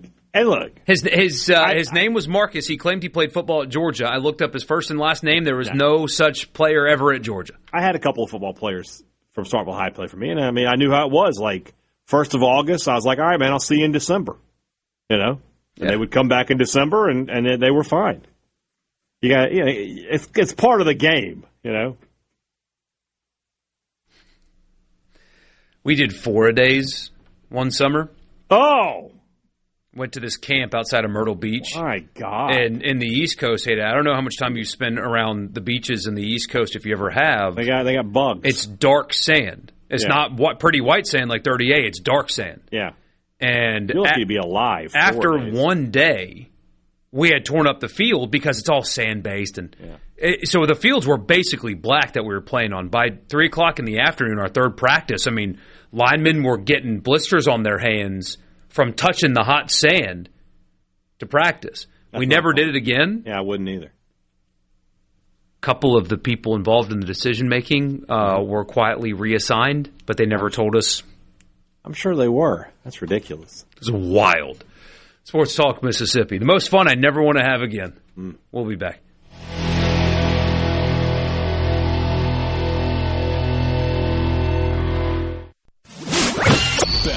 Best sports talk in the state. It's the best thing. Say that again. We the best on 3. 1, 2, 3. We the best. Sports Talk Mississippi. Super Talk Mississippi.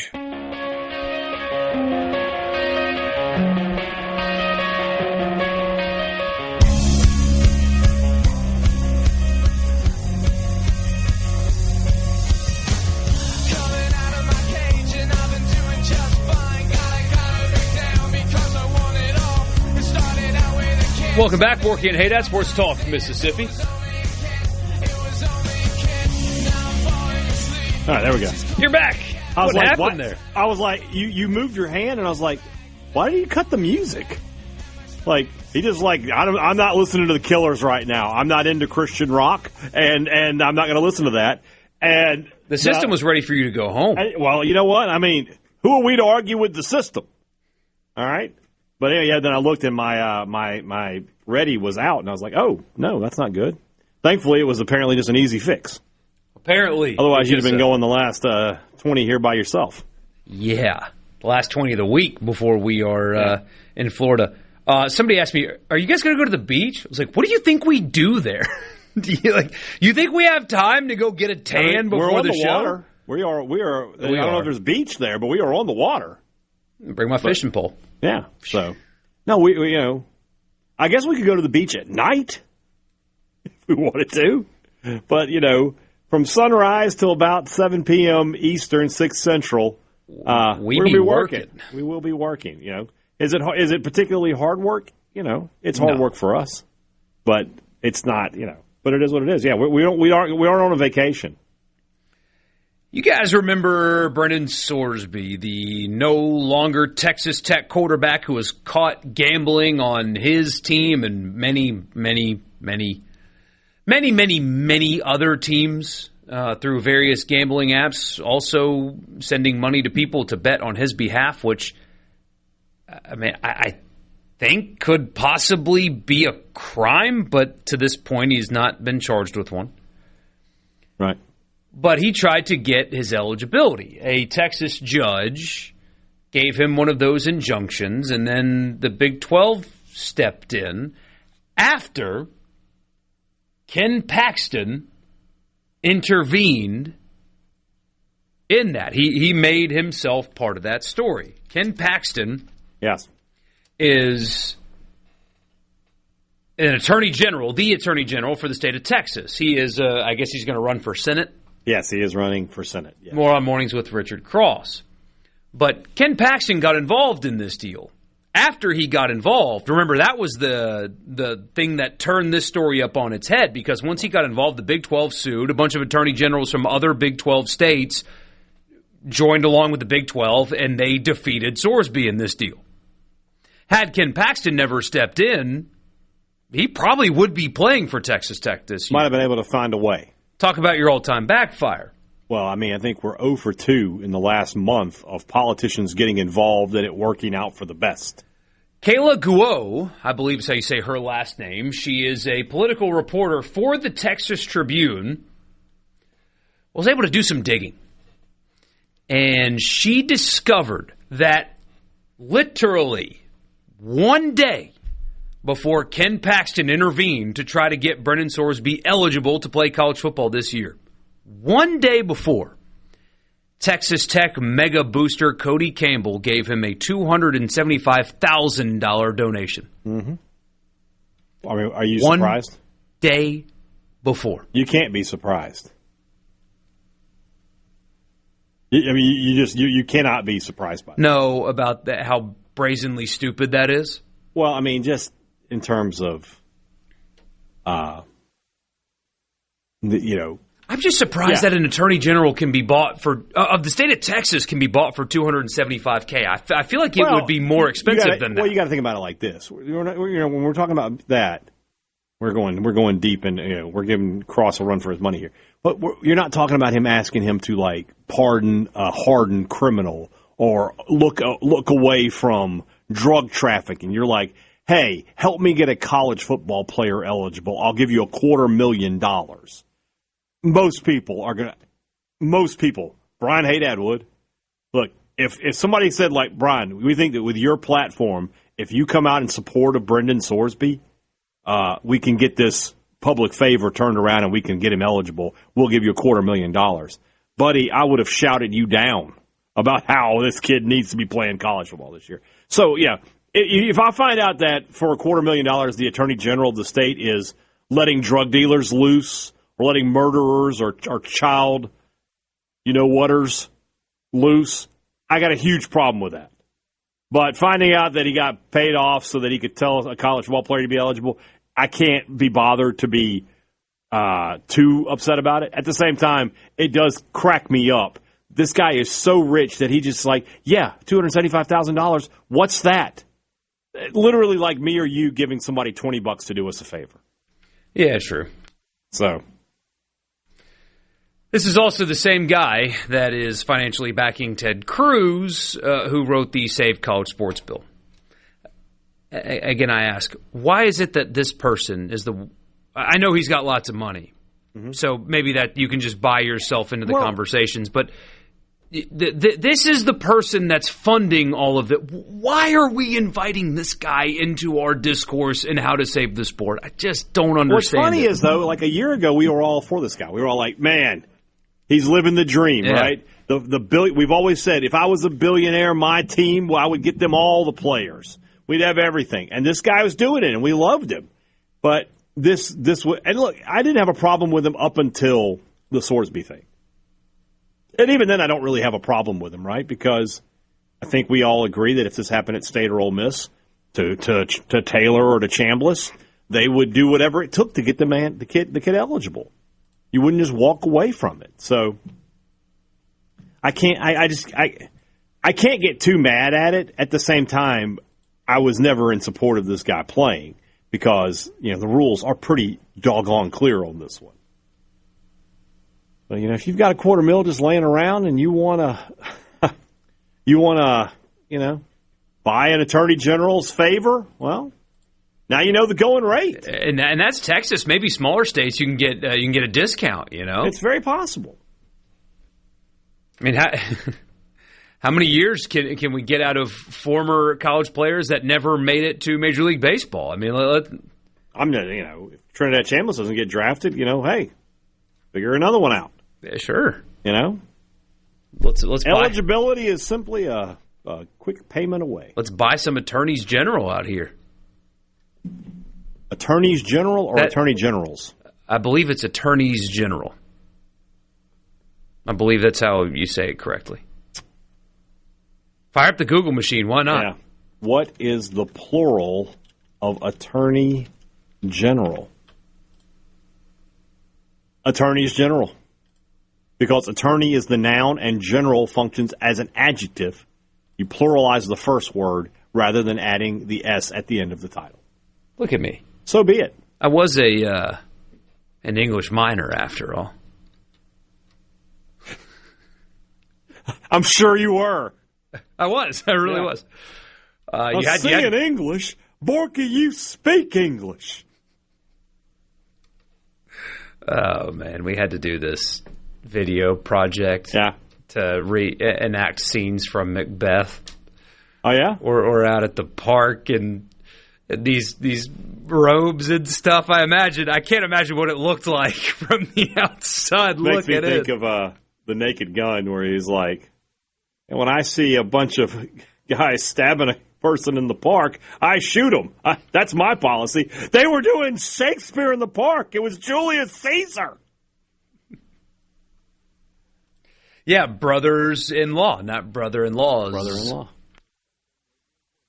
Yeah, spot on, guys. Give me $275K. I'll see what I can do for you. Especially, like I said, when it's harmless.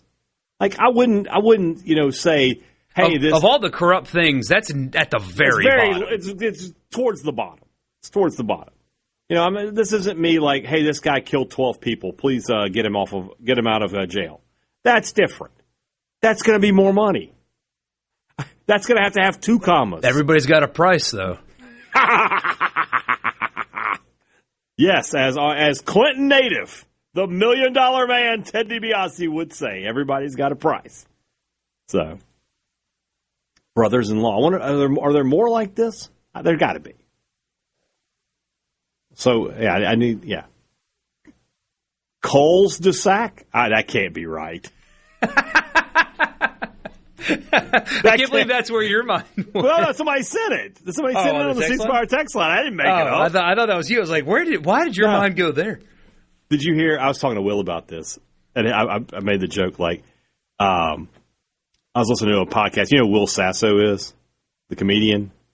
Probably, but not off the top of my head. You ever watch Georgie and whatever's first marriage? I've seen clips. Right. So he's the dad on that show.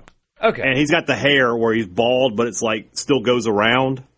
And he referred to that as a cul-de-sac. And I was like, that's one of the funniest things ever. So, cul-de-sac can't be correct.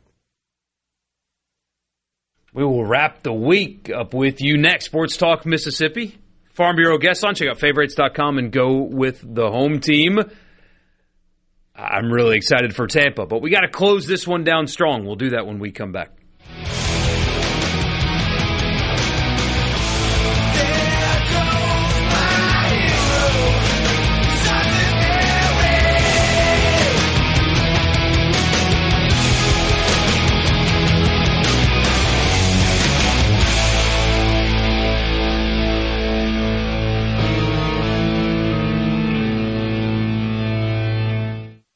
From the surprise for everyone. Give it to me. More Sports Talk Mississippi right now on Super Talk Mississippi.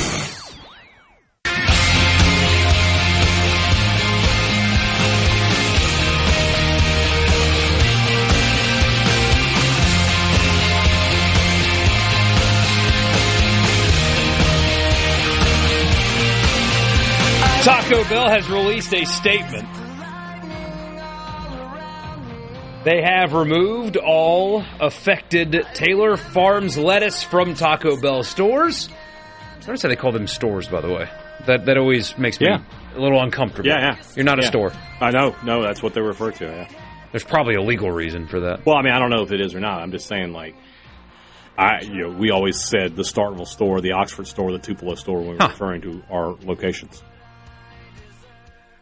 They did it in Notes app form. Very small statement, but apparently it is safe to eat again. Is there with that being said, respect my decision, all glory to God, no interviews, please? There definitely needs to be a no interviews, please. Well, it leads with, we want you to hear it from us. Okay. We take your health and safety seriously. You take our health seriously. Sure you do. Nobody's ever gotten rich by killing their customers. I promise you that. They say, you always got us, we always got you. See you in the drive-thru. Purple heart emoji. You hear? You know what? It's not a problem for me, though. You know why? No lettuce. Meat and cheese only on my tacos, please. So, every time I get tacos that come with lettuce, they always way overdo it. And I wonder, what's the point? Don't get lettuce. But you're drowning out all the hard work you did. Just get meat and cheese. That's all that matters. That's all you want. Yeah. Now, if you want to get some pico or something on there, that's fine. But lettuce, no. Lettuce doesn't do anything. And people are like, well, it provides crunch. Not Taco Bell lettuce. Yeah, no. It's like water. It's more watery than the ocean.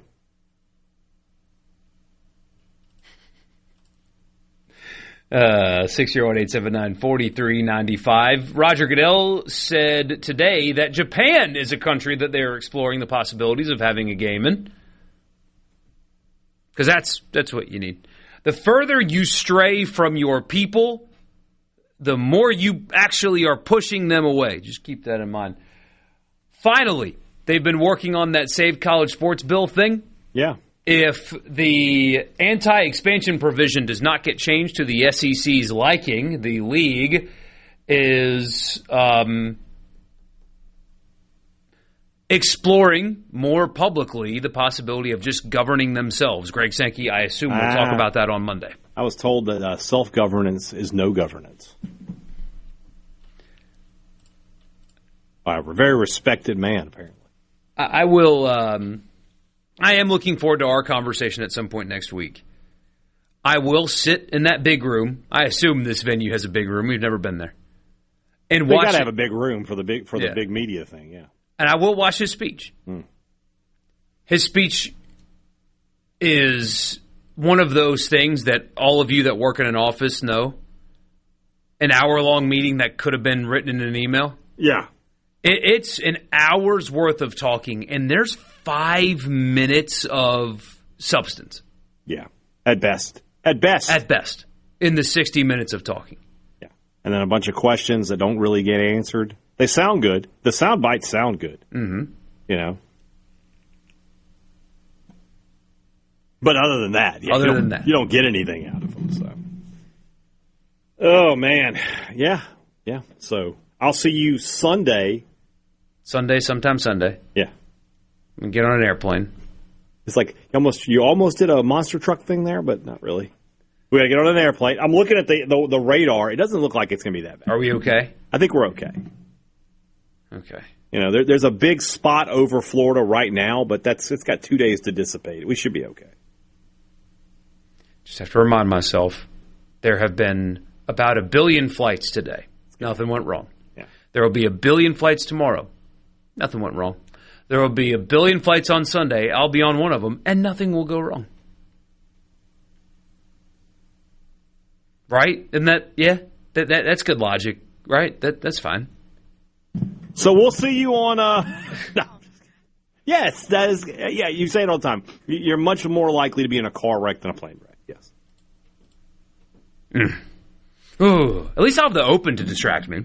Yeah. Hopefully Jackson Super's in contention. That'll be fun. We got the World Cup. You got your friend Haydad. Your flying buddy. We flew before. We didn't have any problems whatsoever. Okay, take that back. We did have the one problem. It was like delayed. It was a delay problem. Yeah, we had one of those. Yeah. I just remember you eating Chinese food at 9 in the morning. 9 o'clock in the morning. It was so good. I was like, that's a bridge too far for me. There's a Chick-fil-A right there. The odds that it was cooked that morning are what? Oh, they're off the board in Vegas. That was from the day before. That was yesterday's Kung Pao. We'll see you on Monday from Tampa. SEC Media Days, we'll be there Monday through Thursday. You will hear from Pete Golding, from Jeff Lebby. Not on Monday. Not on Monday. That'll be Wednesday and Thursday. All 6 of their players, the commissioner, the director of the college football playoff, all kinds of people that cover the sport from all over the country. We will see you then. We're so excited to bring you coverage. Do not forget to join us then. There will be clips posted on social media everywhere. Hayden and I will be doing podcasts as well. You can't miss us. You cannot miss us. We will see you then. Have a great weekend. See you Monday from Tampa.